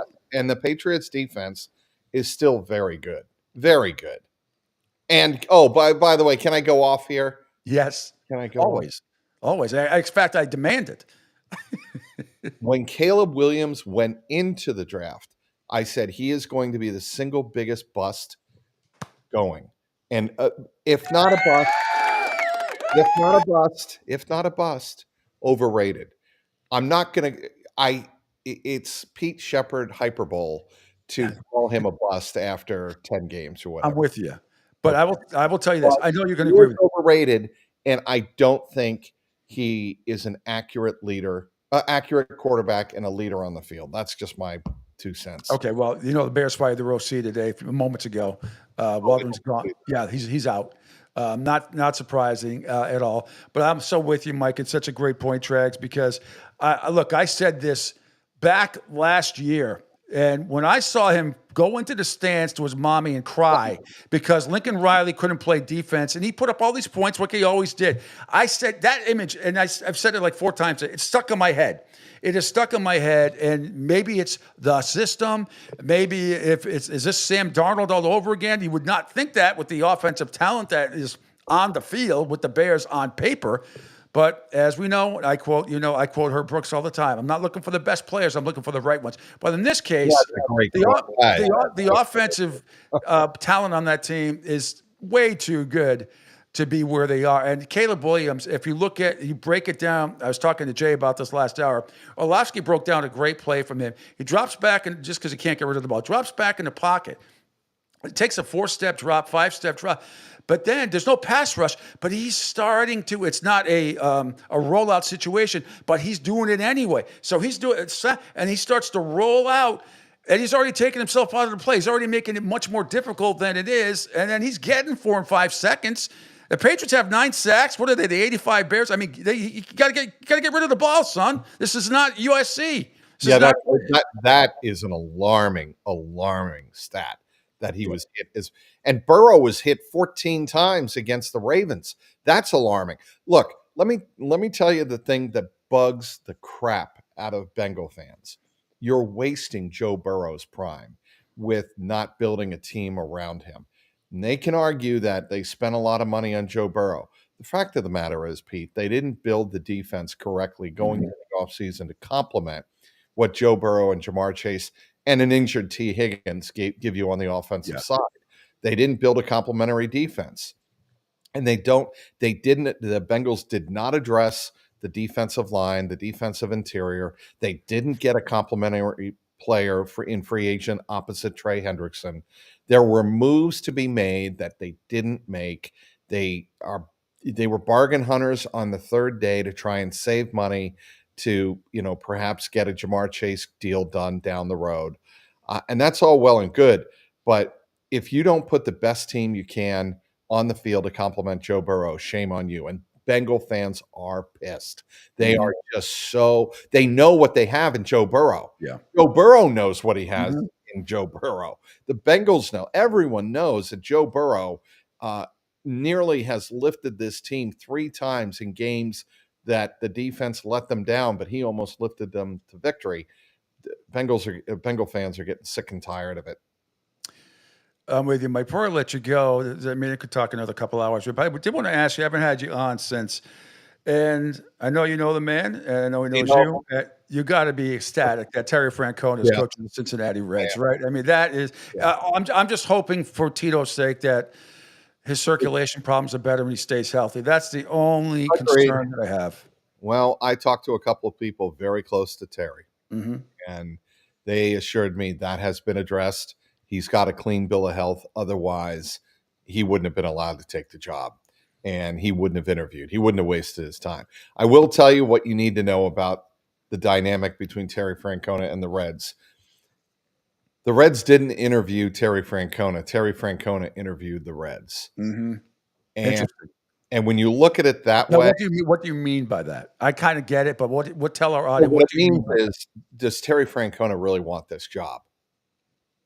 It was Terry Francona's job to decide if he wanted the Reds, not the other way around. Because the Reds clearly want a Hall of Fame manager running the ship. It's whether or not Francona can be convinced by the organization that you're going to do what's necessary to build a winning World Series competitive team around Ellie De La Cruz, Matt McClain, Hunter Green, Nick Lodolo, all of the young. Because we agree. I talked to you last couple times. You agree. We agreed the Reds underachieved last year. They started off pretty good and just it was hard to figure them out. It really was. Well, they didn't play disciplined baseball, and it was obvious that David Bell was a player's manager, and the players kind of did what they wanted. Ellie kind of felt his way through the season doing Ellie things, but there was never any discipline, never any accountability, never players getting benched and sat down for making boneheaded plays.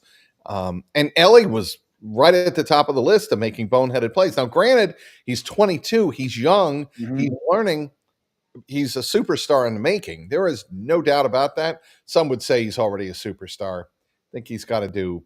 I think maybe this is the year he breaks through. But he strikes out too much, and his base running instincts are kind of iffy.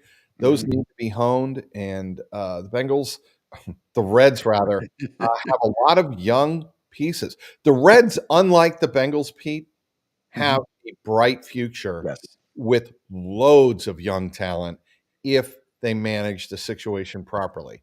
And you couldn't ask for a better manager than Terry. I'm trying to think if you and all the fan base there, you must have been doing cartwheels and backflips when they hired him, because to me, it's almost like maybe not as significant as Parcells getting hired by the Patriots in '93.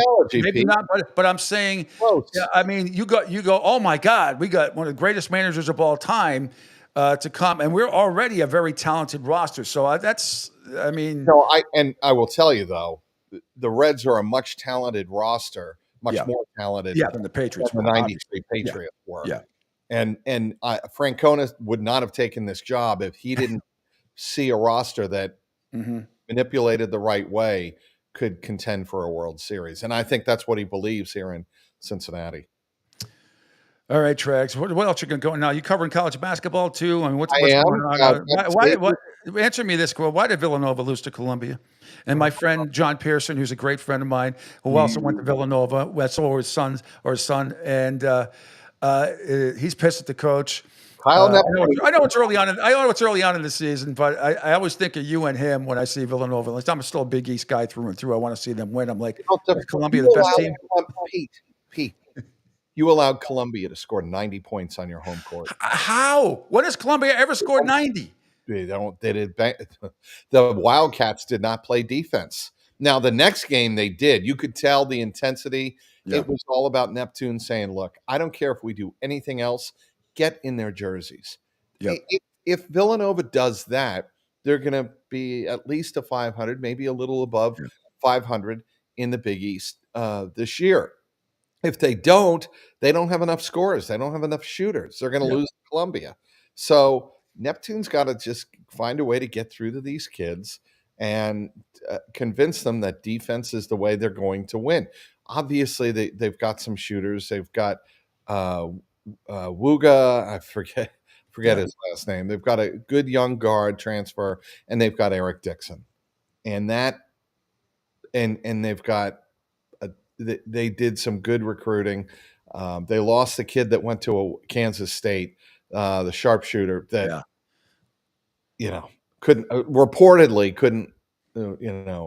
didn't get along with Kyle Neptune.